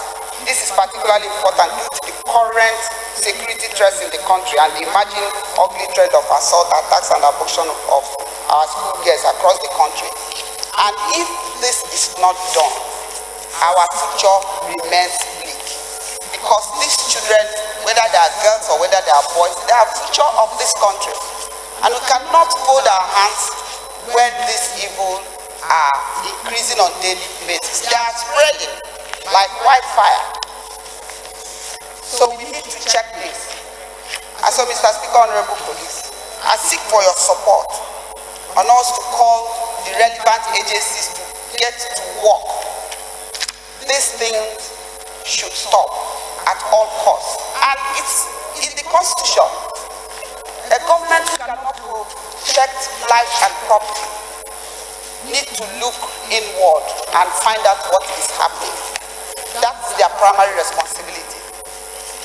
Today, we don't know which of these schools that will be attacked. So, Mr. Speaker, I seek for support to these motions, and I believe that members will oblige with that. I so submit. Honorable Pajok.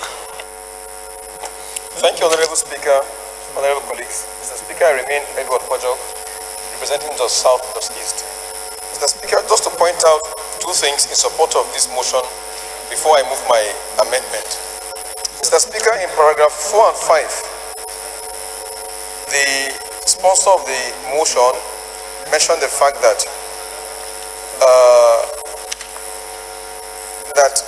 she was informed that the brave ones among the girls refused to succumb to the hoodlums' demand, which led to the brutal assault on the girls by the hoodlums with cutlasses. Mr. Speaker, this presupposes that some of them succumbed, some didn't succumb.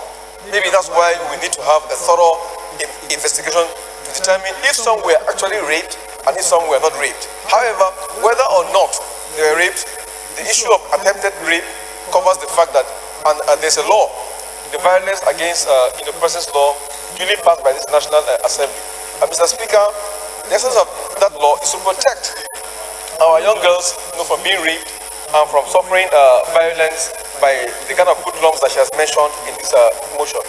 Mr. Speaker, I do think that this matter ought to be taken care of by the agency the law has saddled with the responsibility of investigating and prosecuting this matter. And that agency is none other than NAPTIP. Mr. Speaker, NAPTIP, by virtue of both the NAPTIP Enabling Act and also by the Violence Against Persons Act, has been given the power to investigate rape at not just the police. Yes, the police have the omnibus power to investigate all crimes in Nigeria. But Mr. Speaker, speaking as the chairman of the Human Rights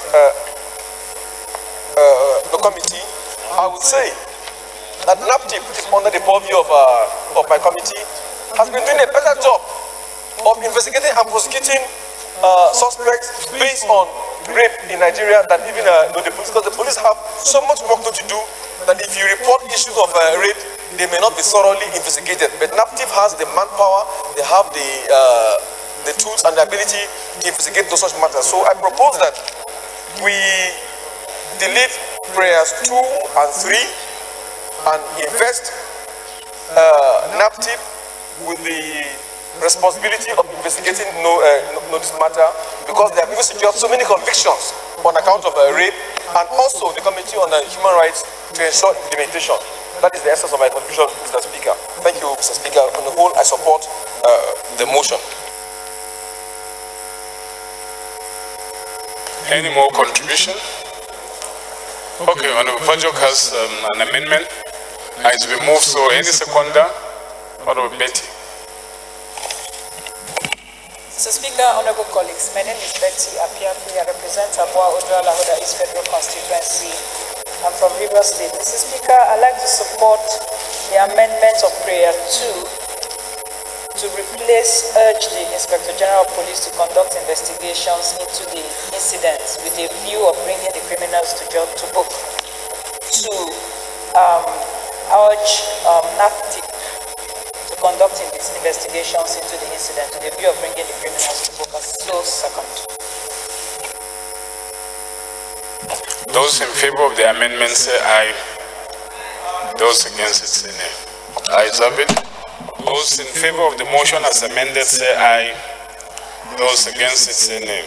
Ayes have it.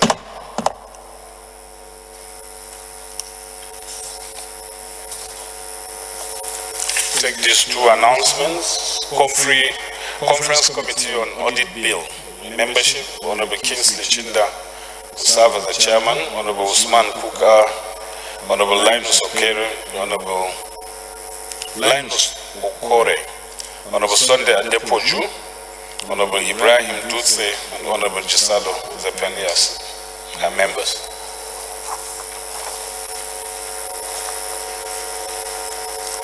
Then there was a mistake in the referral of the bill for an act to establish the National Institute of Construction Technology. It was mistakenly referred to Committee on Works, and I want to announce the proper reference to the Committee on Tertiary Education and Services. Clerk, take note. Eighth order of the day, honorable colleagues, the motion to investigate the shortchanging of the Federal Republic of Nigeria and other corporate organizations on the sales and remittances of low-profile oil, LPFO, by NNPC, standing the names of Honorable Edward Pajok and 3 other honorable members. Honorable Pajok is now invited to move the motion. Thank you, Mr. Speaker, my colleagues. Mr. Speaker, I remain Edward Pajok, the South-East. Mr. Speaker, I am moving this motion along with my honorable colleagues, Honorable Ibrahim A. Isiaka, Honorable Magaji Dao Aliu, and Honorable Mike Omo Behin.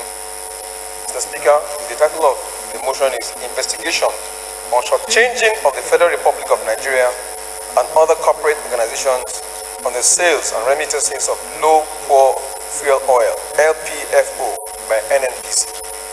The House notes that Nigeria, with a population of over 198 million people, growing at an average rate of 2.7% per annum and an economic growth rate of about 5.7% in the past 5 years, as the steady growth of industrialization in both rural and urban areas. Therefore, there is a consistent correlation between the market for low-poor fuel oil and economic growth sustainability. Also notes that the nation's demand for LPFO currently stands at an estimated 20 million liters per day at the current price of 103.60 naira per liter, and Nigeria currently generates 2 billion and million naira per day, and a monthly average of 62,160 million naira on the sales of the popularly known LPFO. Aware that Nigeria's LPFO is one of the best in the world and is exported in mass volumes from our refineries due to high demand by European and American refiners. Concerned that LPFO, which manufacturing industries rely greatly on, is a critical product which could generate huge revenue for Nigeria, but is often ignored, and as a result, the huge sales and transactions of LPFO in the country go on mostly unnoticed. Also aware that all over the world, the sale and purchase of petrochemical and other oil products is usually done through a network of coordinators and facilitators who ensure a smooth transaction between the seller, supplier, and the buyer/end buyer. Regrets, but a lot of illicit transactions have transpired during the course of the business transactions of LPFO among the buyers with the NNPC over the years, and the Nigerian government has lost substantial amount of revenue due to lack of diligence, efficiency, and economic management of LPFO transactions. The House resolves to mandate the Committee on Petroleum Resources downstream to carry out a comprehensive investigation on all transactions relating to LPFO and the losses to the Federal Republic of Nigeria, and recommend steps to be taken for recovery of all funds under payment and report back within 6 weeks for further legislative action. Mr. Speaker, honorable colleagues, I so move. Honorable Faleki. Thank you, Mr. Speaker. My name is James Abiodun Faleki. I represent Ikeja Federal Constituency. I rise to second the motion as moved by Honorable Pajo. Second. Thank you. Honorable Pajo. Mr. Speaker, this is a straightforward motion which calls for an investigation pursuant to our constitutional powers in section 88, which gives the National Assembly the power to investigate any case of wastage or corruption. As the motion has amply shown, there are allegations of illicit transactions involving LPFO, and the money is so staggering that I fear to even mention the amount here. But this represents a huge loss to the treasury of Nigeria. Mr. Speaker, this House, by its legislative agenda, has vowed to deal with the issue of not only the corruption, but also plugging revenue leakages and ensuring that the Federation account gets what is its due. So, Mr. Speaker, I urge honorable colleagues to accede to the prayers of this motion so that the relevant committee of the House can do an in-depth investigation to get to the bottom of the matter, so that what has been happening in shortchanging the Federation account is be put to it, and all revenues lost will be plowed back into the Federation account. That is the essence of this motion, and I urge honorable colleagues to please support the motion. Thank you.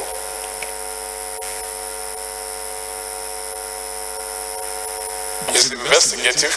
I know Engineer Dow is an expert on this. Do you have any added perspective? Okay, maybe you talk during the public hearing.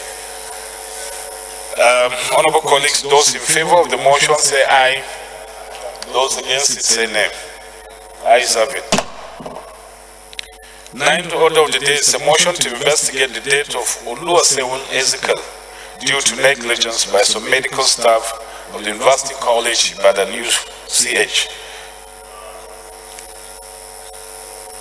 Standing in the name of Honorable Adedepo Lam Adeshina. Honorable Adeshina is now invited to move the motion. Thank you, Right Honorable Speaker, distinguished colleagues. My name is Adedepo Lam Adeshina. I represent the very good people of Ibadan, Southeast and Northeast Federal Constituency. I'm from Oyo State. My motion is investigation into the death of Oluwaseun Ezekiel due to negligence by some medical staff of the University College Hospital Ibadan UCH. The House notes that medical personnel such as doctors, nurses, and cardiologists are employed at various medical institutions across the country to give adequate treatment to patients and heal them of their ailments. The House also notes that medical personnel are expected to show affection to patients and also carry out their duties diligently in line with the ethics of their profession. Further note that the management of various medical institutions are expected to always monitor the general performance of their staff, most especially medical personnel during the course of their duties.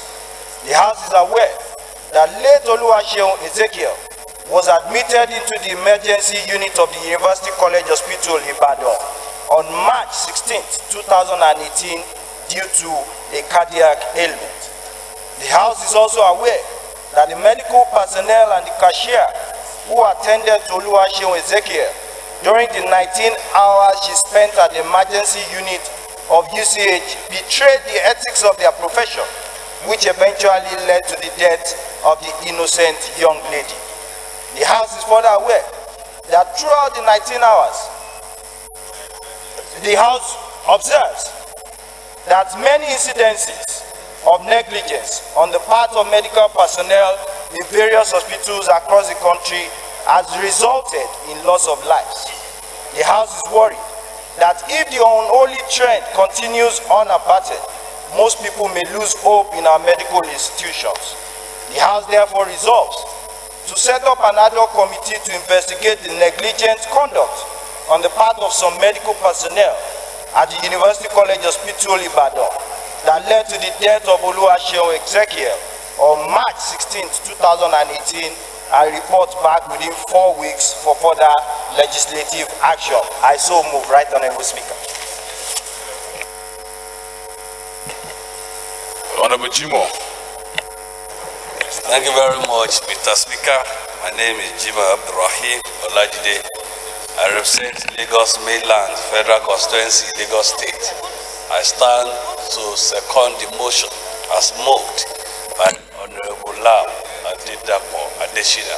Thank you, sir.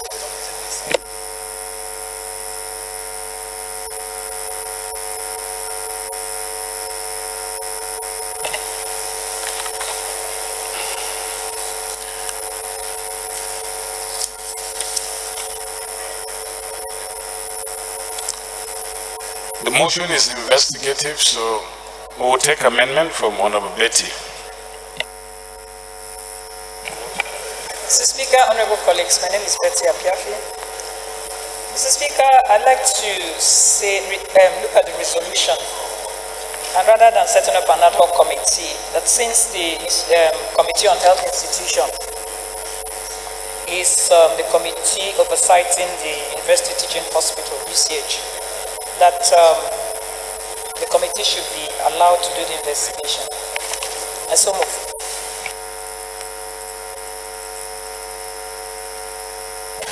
Honorable Said Fijabi. Thank you, Mr. Speaker, honorable colleagues. My name is Said Akande Fijabi. I'm from Ibadan, Oyo State. I rise to second the motion moved by Chairman, House Committee on Health. I so second. Those in favor of the motion say aye. Those against it say nay. Ayes have it. Those in favor of the motion as amended say aye. Those against it say nay. Ayes have it. 10th order of the day, honorable colleagues, a motion calling on the Nigerian National Petroleum Corporation, NNPC, to resume regular stocking and operation of the floating mega station at Boni, standing in the name of Honorable Awaji Inoma Abiente. Honorable Abiente is now invited to move the motion.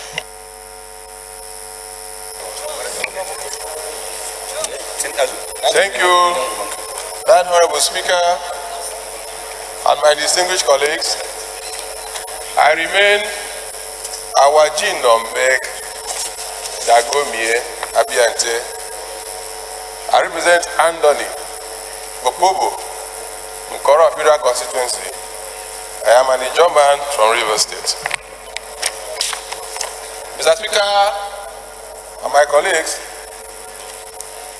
the House notes that the federal government in 2005, in response to the plight and pitiable condition of communities in the riverine areas of Nigeria, occasioned by severe difficulty in getting petroleum products and sometimes at exorbitant and unauthorized prices, directed the construction of floating mega stations to ameliorate the situation. The House is aware that in order to give effect to the laudable intervention, about 700 million to 900 million was invested in building each station with an installed capacity of 300,000 liters to ensure regular supply of premium motor spirit (PMS), automotive gas oil (AGO), and dual-purpose kerosene (DPK) at approved retail prices in the creeks to ease the difficulty of riverine communities and to boost their commercial activities. The House is further concerned that for over a year, the NNPC has refused or neglected to stock the floating mega station at Bonny in River State with products, thereby defeating the noble intent of the government, and as a result, plunged the entire communities dependent on the said station into untold hardship, difficulty in accessing petroleum products and subjecting them to exploitative black market prices and the hazards of adulterated products. The House is worried that the gains of price stability, relative peace from restiveness, ease of living and doing business, and the sense of belonging has been lost in the riverine communities. The House is further disturbed that illegal bunkering and adulterated products, black market and other related crimes are now finding opportunity to thrive. I therefore urge this House to resolve to urge the NNPC as well as the NNPC Retail Limited and the Ministry of Petroleum Resources to resume regular supply of petroleum products to the said station. The House should also resolve to mandate the committees on petroleum resources downstream and legislative compliance to work out modalities for ensuring compliance and report back within 4 weeks for further legislative action. I so move.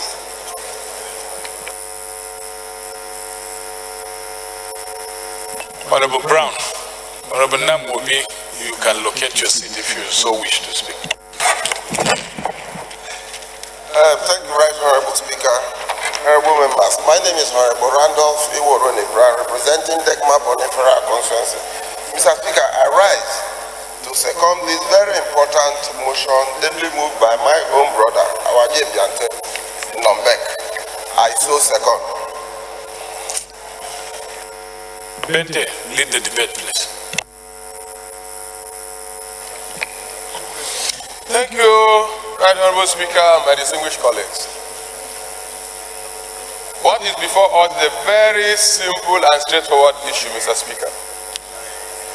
These environments within the Niger Delta area have the reservoir for the crude oil that we all enjoy in this country and outside of this country. Mr. Speaker and my colleagues, it is very saddening to observe that over 90% of the communities within this environment where the crude is extracted from don't have any access to having the products that are utilized by Nigerians. The oil will be extracted from there, exported or sent to refineries around, and the products never get back to these communities. In order to reduce the suffering of persons from these environments, mega floating stations were designed and deployed to service the interests of these people. The numbers that we have are not even enough. Several communities don't even have access to the floating stations. The few that have, the few communities where these stations are located are further deprived by those who are supposed to manage the stations, the NNPC Retail Limited.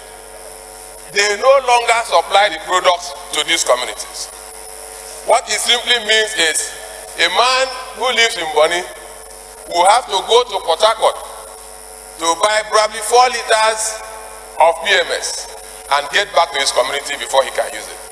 The same situation applies to every other Riverine community, Mr. Speaker, my colleagues. It is likened to the man in Boko who plants yam. He will harvest the yam, and they will not tell him that you cannot fry this yam in Boko, or there are no facilities to fry the yam in Boko. This yam will be fried in Lagos. The yams will move to Lagos. After they had fried, the man who planted the yams and harvested them in Boko will travel to Lagos to go and buy a piece to consume.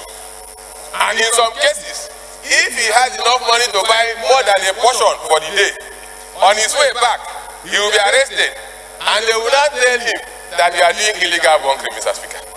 This is the situation where we have found ourselves. Are we less Nigerians than others? Are we less humans than others?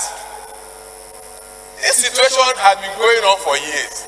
And the government of the day in 2005 decided to help the people who have been suffering all this while. And yet, certain individuals who are saddled with the responsibility of just managing these facilities have refused to supply these products. Then when the people take their jerrycans and go and look for the product anywhere, the next thing you find is they are doing illegal bunkering. They will parade them on the stations everywhere. They are doing illegal bunkering. Is it fair? Must we continue this way? Let us consider those who have offered Nigerians and Nigeria what Nigeria is enjoying today. Let us consider they also are humans. We are just asking that the NNPC Retail Limited should get back to work. Ensure that these ones that they already have, products are supplied. Very simple. We have not come with the added questions yet. Are these stations enough? The answer is no, they are not enough. We will come and tell them that look, these stations are enough. But for today, please help us. Tell whoever is in charge. He sits in the comfort of his office in Abuja here, air condition. And he doesn't understand what the fisherman goes through to get 4 liters of PMS to go looking for fish that is even non-existent. He doesn't understand why a barber in my village will need 2 liters of PMS to run his barbing shop. The next thing that you hear is we are lazy. We are not lazy, Mr. Speaker. Let them leave the comfort of the air-conditioned offices here and get to the creeks. Let them go and see what we suffer. We don't have electricity. We must make out for ourselves what will sustain us. We have to source for these products. Let the source get close to us. You don't just take the crude alone and ask us to go and die. We have died enough. We have died enough. The environment has been taken away from us. The resources have been taken away. What is for us? Nothing. Even the ones that we have, they are also taken away. Mr. Speaker and my colleagues, this is my submission. Thank you. Honorable Aponta. Thank you, Mr. Speaker. I remain Uzoma Nkem Aponta. Mr. Speaker, I'm from Abia State. Mr. Speaker, I want to support this motion in its entirety. Mr. Speaker, I'm speaking from the hindsight of knowing what is happening by virtue of the public petition. Mr. Speaker, we have a very serious issue here. Some group of persons along the creeks brought the petition against the NPC for closure of all the flow stations therein. They have refused to honor the invitation to tell us why these stations are not operational. Mr. Speaker, as people need petroleum products to drive their vehicles and trailers, those in the area need same also to get the boats mobile. Mr. Speaker, if the people concerned will also not come to a petition to address why they're not having this, and if they keep all these flow stations closed, they are directly telling them to go to the pipes and take this petrol. To avoid them going to the pipes to get this petrol, they should open the floating filling stations that people may be able to move. Permit me, Mr. Speaker, to add an amendment here that rather than the mover of this motion is asking that the station in Bonny be opened. But there are more than 7 other floating stations. I pray that we include the other stations in this motion. Mr. Speaker, rather than saying that the mega station at Bonny only, we have at other areas, I pray that they be added as well. Let there be a holistic check. Mr. Speaker, what is good for the goose is good for the gander. We have mega stations all over Nigeria. How come the areas where the pipes, where the oil, where everything is coming from, will have to travel 100 kilometers or more to get fuel? Mr. Speaker, it will be interesting to let you know that even the tanker that brings the fuel needs fuel to bring the fuel. That is what we are doing to these people here now. They have the oil, they prepare the pipes, but they can't have fuel. It's like denying the fuel truck fuel to move. I support this motion in that aspect and pray that the relevant committees should be given a very short term to conclude the matter therein. If we are talking about preserving Nigeria and having peace, therefore, anything likely to cause problem should be avoided. And such a motion is such that will avoid that. So the Committee on Petroleum Resources downstream and the state compliance should actually adhere to these 4 weeks on the dot to tell us when an NPC will have those stations opened. Thank you, Mr. Speaker. Before amendment, Honorable Osai. Thank you, Mr. Speaker. Distinguished honorable colleagues, I remain Honorable Osai, Nicholas Osai.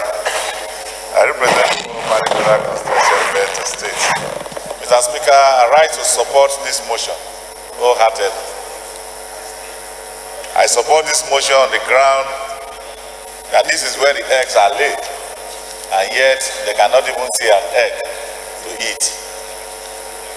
That means when you are farming at your backyard, you are farming and yet you don't have the food, the product which you are farming the team for.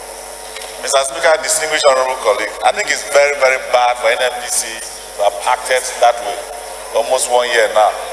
It's very, very bad because these are issues that can lead to a lot of violence in the Niger Delta area. And yet you accuse Niger Delta people of being militant. Mr. Speaker, distinguished honorable colleagues, the only way we can correct these issues and the only way we can correct the wrongs that has been done to that region is the main issues of supply. Today, supply of petroleum products has flooded Abuja, and yet the products are not produced in Abuja. The products has also filled places like Lagos State, Southwest, Southeast, and yet in South-South we are complaining that the sold products are not there. Because inhuman, highly inhuman for NNPC to behave and act the way they are acting. I believe, Mr. Speaker, distinguished honorable colleagues, in fact 4 weeks is too far to even address this issue. I believe that 2 weeks is enough for the committee to go for finding mission and be able to bring this report back. Because Bonny hosts a lot of oil conglomerates. Bonny is the host of many oil companies. Bonny is a place where Nigerians, probably that's where the bunker is. That's where Nigerians ship this oil out. And yet, the same Bonny is having scarcity of the product through which they ship out from the place. Because highly inhuman, and I believe that people should not be treated in that manner. I believe that Bonny, as a community or as a local government, should be the first point where this product should be delivered to. And actually, not only charging the committee on downstream, also charging the committee on upstream to look into this issue and make sure that NNPC complies with the solution of this now. Mr. Speaker, somebody just came in now and raised point of order. Which subject? On what subject? No, Kazaure. Point of order on what he said? No, please. Let's finish this one. Thank you, Mr. Speaker, distinguished honorable colleagues. Thank you for protecting Mr. Speaker. And we also know the high level of intellect and in-depth knowledge of legislative, practice and procedure that this chair holds. And I want to commend you for that, Mr. Speaker, distinguished honorable colleagues. On the ground and on the matter that we are discussing today, the subject matter is that Bonny has been denied the product upon which they produce, Mr. Speaker. And this product must be delivered to the people of Bonny because they have suffered untold hardship almost 1 year today. And I believe that this motion is in order and this motion should be supported by all meaning. I trust this honorable chamber that this chamber will support this motion to be able to alleviate the suffering of the Bonny people. So I rest my case and urge all others to speak in favor of this motion. Thank you. Honorable Shegun will be the last contributor and then we'll take amendments. Thank you, Mr. Speaker, honorable colleague. Honorable Shegun is my name. I represent the good people of Surulere Federal Constituency. Mr. Speaker, I want to call the attention of the Speaker and the House in general to the resolutions of the House, especially this type of resolutions that we want about to take. Mr. Speaker, going through the body of the motion, I can see it is even important if we can call for the investigation of the reason why this happened. Or instead of the House just be passing a resolution that the NNPC retail should resume regular supply of products. You could actually go back to your seat. Go back to your seat now. Go back to your seat. I'm active. Go back to your seat. Honorable Gudaji, please locate your seat so that we can make progress. Go back to your seat.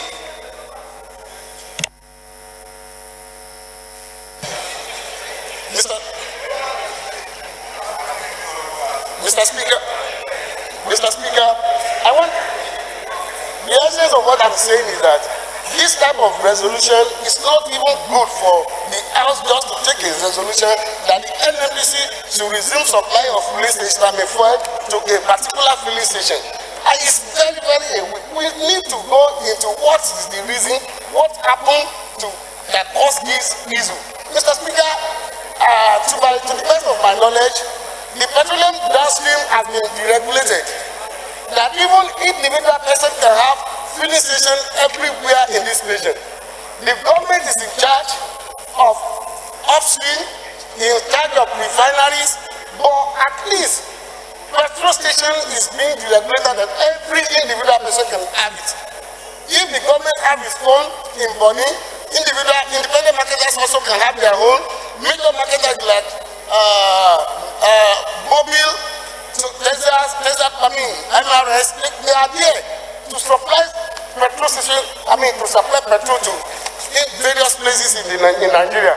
So I wonder why we want to take this as a resolution for the, as to pass a resolution on this matter. Rather, I think we can go investigate what might be the reason, what might be the causes of this, and what happened before we can now take a resolution in this kind of matter. I will urge the House to check and call for the investigation of what caused this before we pass the resolution on this kind of thing. Thank you, Mr. Speaker. Honorable Patterson. Thank you very much, Mr. Speaker. my dear colleagues, I think it is important that we throw light on this issue properly to guide our colleagues and Nigerian people. Floating mega stations are owned by the government of Nigeria. It's an intervention scheme that is meant to take petroleum products to the hinterland, particularly areas that are not easily accessible, where ordinary businessmen will not want to go do business because the terrain is rough and it is difficult to transport petroleum products down that way. Let me also tell us that there is something we call Petroleum Equalization Fund. The essence of PEL is to ensure that products are sold at the same level everywhere in the country. It might amaze you to know that the oil producing communities in this country for a very long time were not benefiting from this equalization scheme. If you take a product from Lagos to the north, your products are equalized. Now if you take products to Escravos and Boni from the same place, you don't get that same equalization. And yet, the cost of transporting products to the riverine area is way, way far above the cost of transporting on land. That was the reason why this intervention scheme was established, to bring succor to the suffering people of Niger Delta. Unfortunately, most of the facilities have been left in a state of dysfunctionality. It's not as if they cannot be made to work. The cost of maintaining them and keeping them functional is very low, but out of shared negligence, these facilities are not working. And what this motion is seeking is to wake up the government to its responsibility, because it is the responsibility of the government at this point. Let me compare it to what is happening in power supply today. It pains me that I use my constituency money to buy transformers, when in a very scandalous manner, Nigerian government privatized the power sector. And yet we have to use our money to buy transformers. The private companies have refused to go to the hinterland. They have refused to even give meter to poor communities.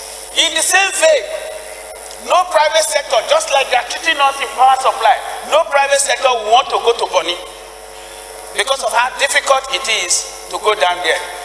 Because of that, my dear colleagues, I think it is the responsibility of the government, and they have to do the needful at this point in time to take care of those people. If you continue to starve them, someday they will wake up again and demand their rights. We don't need to allow that happen. We shouldn't wait till it gets there before we start fighting fire. And that is why, Mr. Speaker, I wholeheartedly support this motion, and I advise and suggest that we should all do the same and urge the government to do what is necessary to take care of people whose communities are oil-bearing, but who have been suffering untold hardship because of the inequalities in our system. I so support Mr. Speaker. Amendment, Mr. Speaker. I have notices of amendment here, so if your amendment is not here, forget about it. Honorable Brown, your amendment.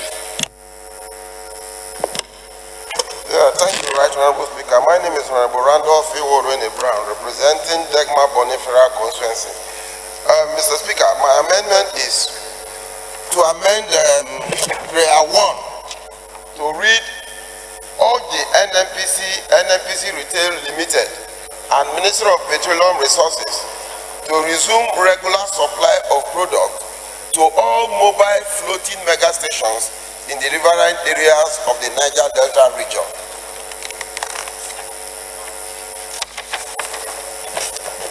Honorable Murray.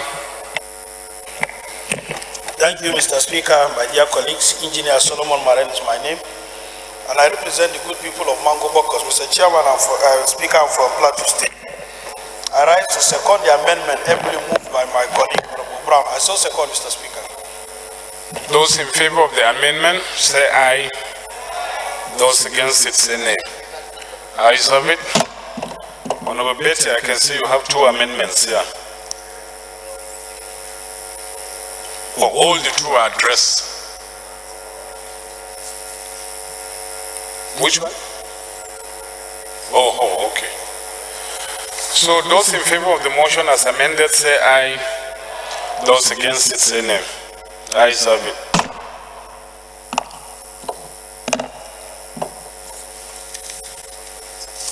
We have a supplementary on the paper. Next order of the day is a motion on rescission of some provisions of Petroleum Industry Governance Bill and Climate Change Bill, standing in the name of Honorable E.Y. Okejev. Honorable Okejev is now invited to move the motion. In his absence, his deputy will move the motion. Thank you, Mr. Speaker. Honorable colleagues, I'm Dr. Bode Ayorinde. I represent Owo Ose Federal Constituency. I'm from Ondo State. The first motion is a rescission of some section of the Petroleum Industry Governance and Governance Bill 2018, pursuant to Order 9, Rule 16 of the Standing Orders of the House of Representatives. The House knows that the Petroleum Industry and Governance Bill was passed by the House on Thursday, 25th January 2018, and is awaiting the assent of the President. Aware that during the process of cleaning and authentication of the content of the bill by the Directorates of Legal Services, observable defects were noticed in clauses 17, 20, 33, 47, 95, and 102 of the bill. Desirous of the need to strengthen the law to be more functional in its operations, the House is called to resolve to rescind its decision on clauses 17, 20, 33, 47, 95, and 102 of the bill, and recommit same to the Committee of the Whole for consideration and passage. I so move, Mr. Speaker. Seconder, Honorable Victor. Honorable Speaker, my very respected colleagues, my name is Honorable Victor, a member representing Ika North East, Ika South Federal Constituency. I do rise to second the motion ably moved by Dr. Bode Ayorinde. I so move. I so second. Those in favor of the motion say aye. Those against it say nay. Ayes have it. The next motion. Thank you, Mr. Speaker. Honorable colleagues. The second on the same line is a motion on rescission of some sections of the Climate Change Bill 2018, pursuant to Order 9, Rule 16 of the Standing Orders of the House of Representatives. The House notes that the Climate Change Bill was passed by the House on Wednesday, 8 November 2017, and is awaiting the assent of the President. Aware that during the process of cleaning and authentication of the content of the bill by the Directorates of Legal Services, observable defects were noticed in clauses 2, 4, 7, and 17 of the bill. Desirous of the need to introduce additional clauses 8 and 9 and renumber accordingly to strengthen the law to be more functional in its operation, the House is called to rescind its decision on clauses 2, 4, 7, and 17 of the bill and introduce new clauses 8 and 9 and recommit same to the Committee of the Whole for consideration and passage. I so move, Mr. Speaker. Honorable Sam Noibo.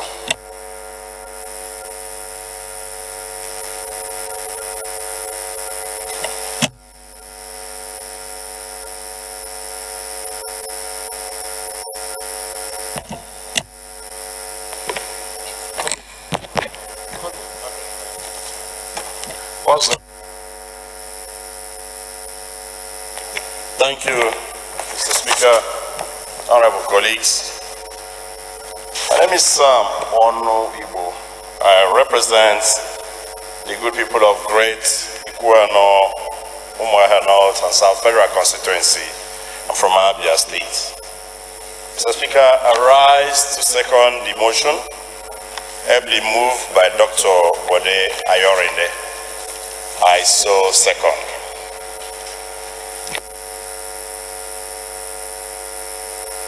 Those in favor of the motion say aye.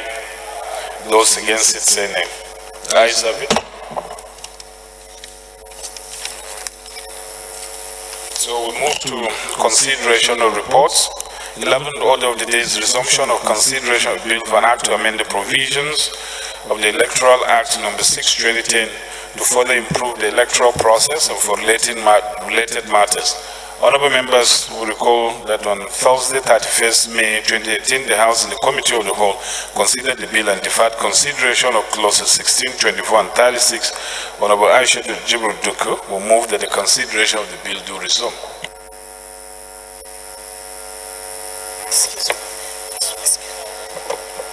Right Honorable Speaker, highly respected colleagues, I'm Honorable Aisha Jibril Duku, Imbiar Duku, member representing Dukuna for the Federal Constituency.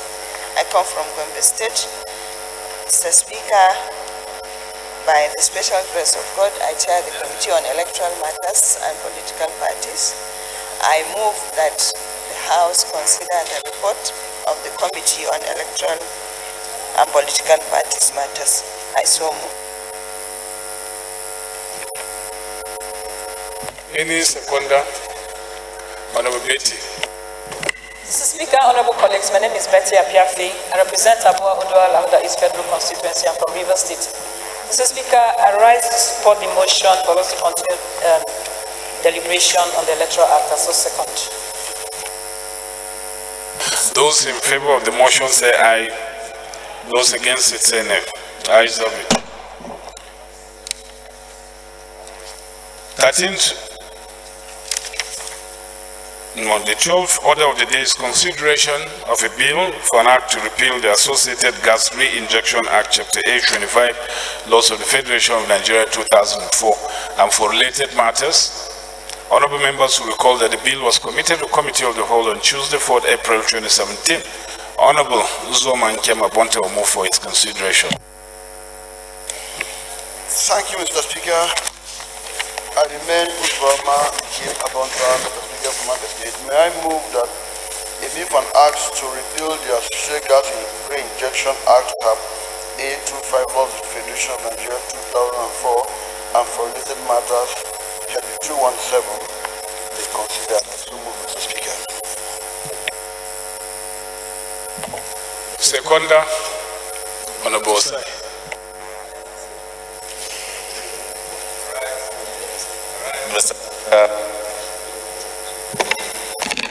Gentlemen, go back to your seat and allow the speaker to concentrate. Please go back to your seat.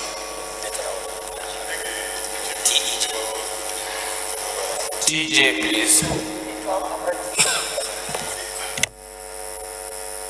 Honorable Osai, second the motion, please.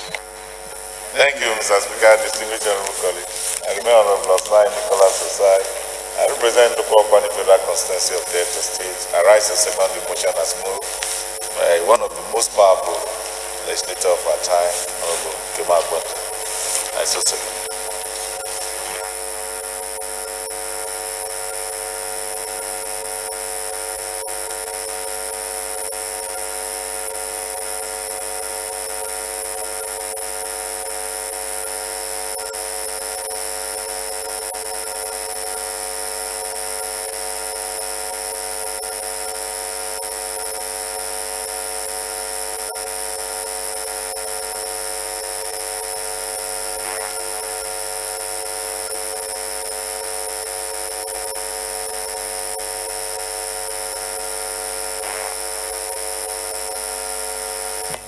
Those in favor of the motion say aye. Those against it say nay.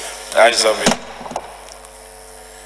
13th order of the day is consideration of bill for an act to amend the Private Guard Companies Act, Chapter P 30 laws of the Federation of Nigeria 2004 to face licensing of private guard companies expressed in the hands of the Nigerian Security and Civil Defense Corps and review penalties upwards. And for related matters, honorable members will recall the bill was committed to the Committee of the Whole on Wednesday, 28 September 2017.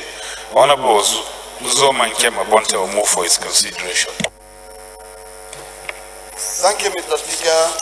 Same appearance.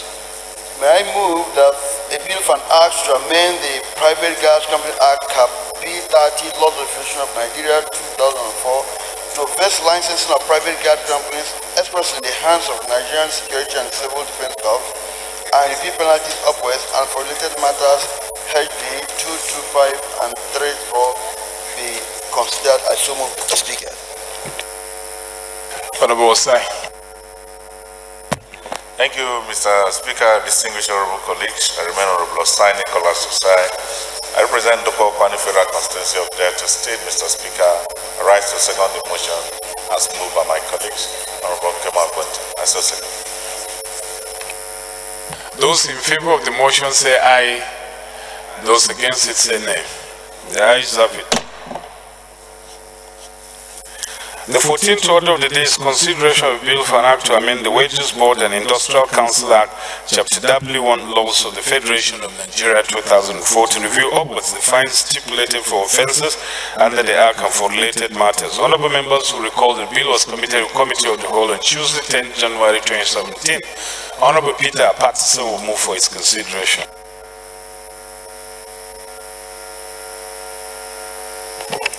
Thank you once again, Mr. Speaker. I am Comrade Peter Patterson, representing Akoko Edo Federal Constituency. Mr. Speaker, I move that a bill for an act to amend the Wages Board and Industrial Councils Act (CAP) W1 Laws of the Federation of Nigeria 2004 to review upwards the fines stipulated for offences under the Act and for related matters HB 282 be considered by the House. I so move. Honorable Shehu. Thank you, Mr. Speaker, honorable colleague. Honorable Michelle is my name. I represent the good people of Surulere of the Federal Constituency.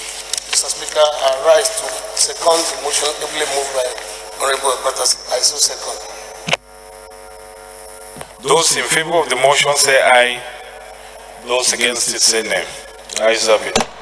15th order of the day is consideration report of Committee on Health Institution on the bill for an act to provide for establishment of the National Agency for Albinism and Hypopigmentation and for related matters. Honorable members will recall the report was laid on Thursday, 8 June 2017.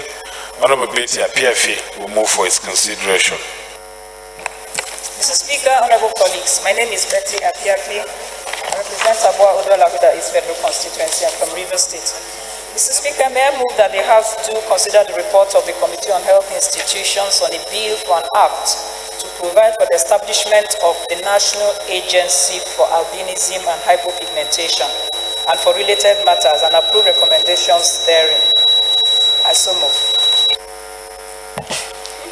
Honorable Nkiruka. Thank you, Mr. Speaker. Kiruka Onyejocha is my name. I represent the good people of Isukwatu Federal Constituency and from Abia State.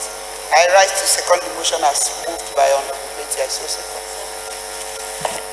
Those in favor of the motion say aye. Those against it say nay. The ayes have it.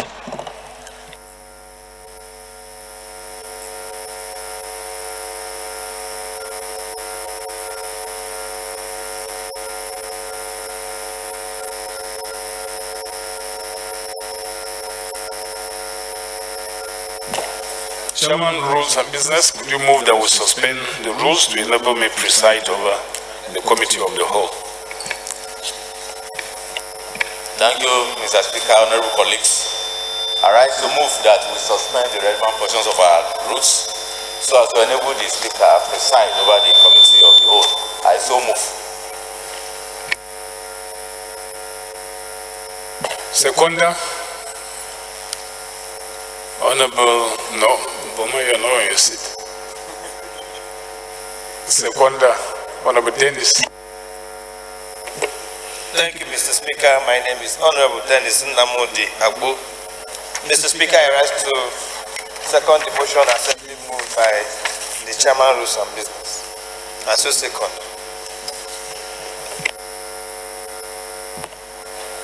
Those in favor of the motion say aye. Those against it say nay. Ayes have it. Rules and Business move that will resolve into Committee of the Whole to consider the report. Thank you, Mr. Speaker. I'm Dr. Bode Ayorinde. I represent Owo Federal Constituency. I'm from Ondo State. I rise to move that the House will resolve to Committee of the Whole to consider the reports. I so move, Mr. Speaker.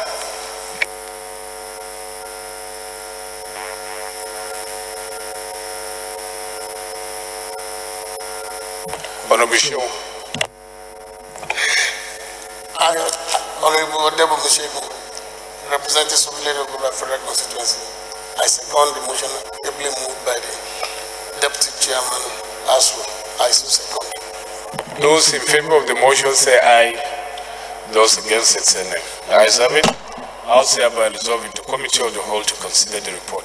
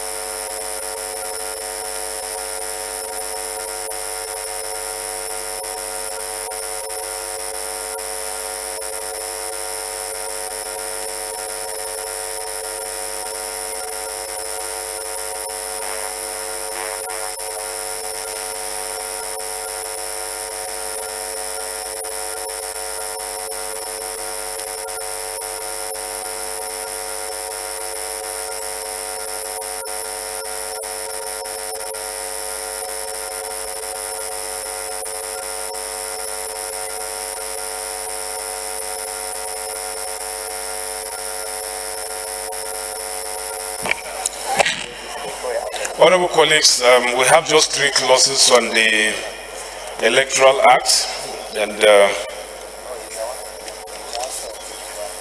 I will invite Honorable Aisha to brief us on those 2 clauses. Thank you very much, Mr. Chairman, my highly respected colleagues. Mr. Chairman, the 2 amendments were on cases of just omission, and the last one was on penalties for on page 41, and we have taken that into consideration. So we have placed the omissions. Section 46, clause 16. There was an omission that day, and section 2, and it is there now on the page. Documentary evidence shall be put in and may be read or taken as read by consent. Such documentary evidence shall be deemed demonstrated in open court, and the parties in the petition shall be entitled to address and urge argument on the content of the document, and the tribunal or court shall scrutinize or investigate the content of the document as part of the process of ascribing probative value to the document or otherwise. This was omitted last week, and so we have put it now. And the same thing with section 67, section 24.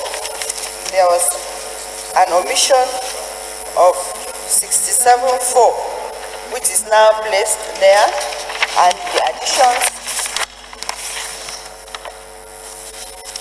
are as seen there on that page. Then the last one is amendment of section 140C, where the election is postponed due to omission of a political party's name or logo. The Commission's officer responsible for such printing of party names or logos commits an offense and is liable on conviction to a fine of 2 million naira or imprisonment for 2 years or both.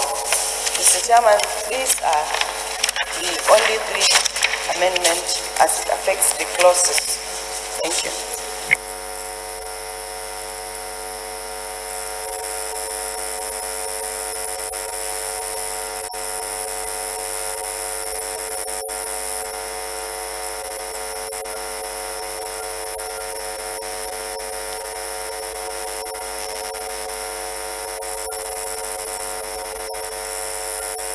So, honorable colleagues, we have just 3 clauses.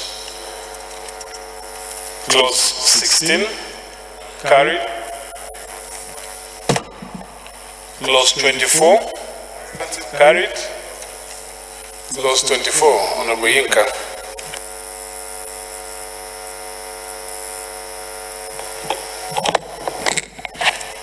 Thank you, Chairman. I believe that the amendment made to section 24 has not captured the reason why it was deferred at the last consideration. Mr. Chairman and my colleagues, the observation on section 24 was to the effect that the new provisions as contained here refers to collation officer or the returning officer. The old section 67 sought to be amended was in respect of the presiding officer. If the new section 67 is adopted, it is taken that the previous section 67 as to the role of the presiding officer is deleted. The assumption is that the amendment is supposed to be an addition to the previous provisions of section 67, which will contain the powers of the presiding officer on the one hand and the powers of the collation officer or the returning officer on the other. The way it is now is that we have deleted in totality the functions of the presiding officer in relation to endorsement of rejected ballots.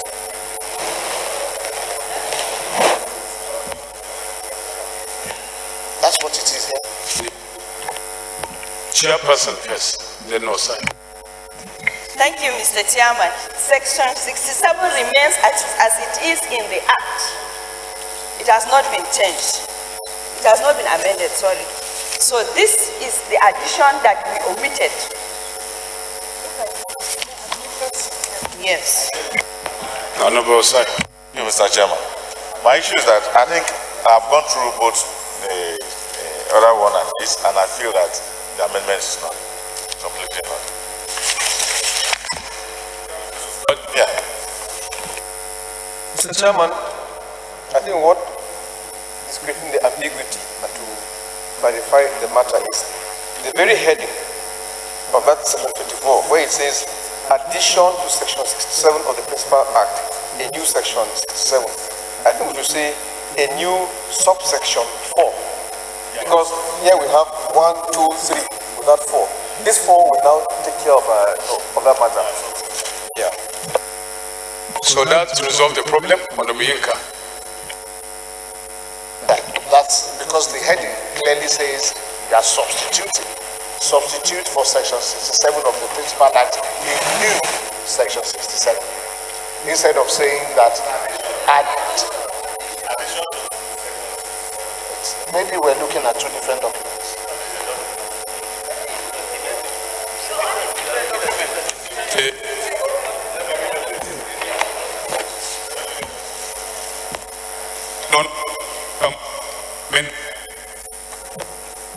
Mr. Chairman, may I propose that we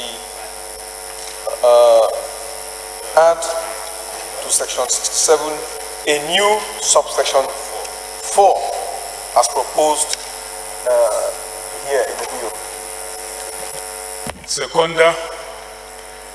So since this is addition, is proposing that it should come under subsection 4 so that that section will flow to the end. Honorable Yunusa.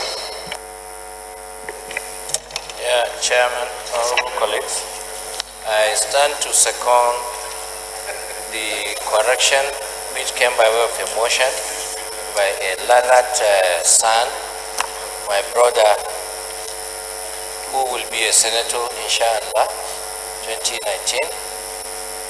Honorable Pajok, I so second, Mr. Chairman.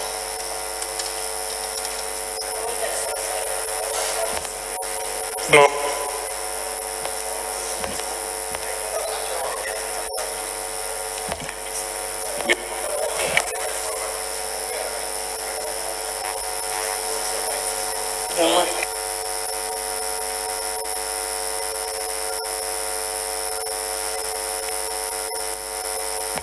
So, Honorable Yunus, I don't know if prayers are allowed because I said the prayers earlier on.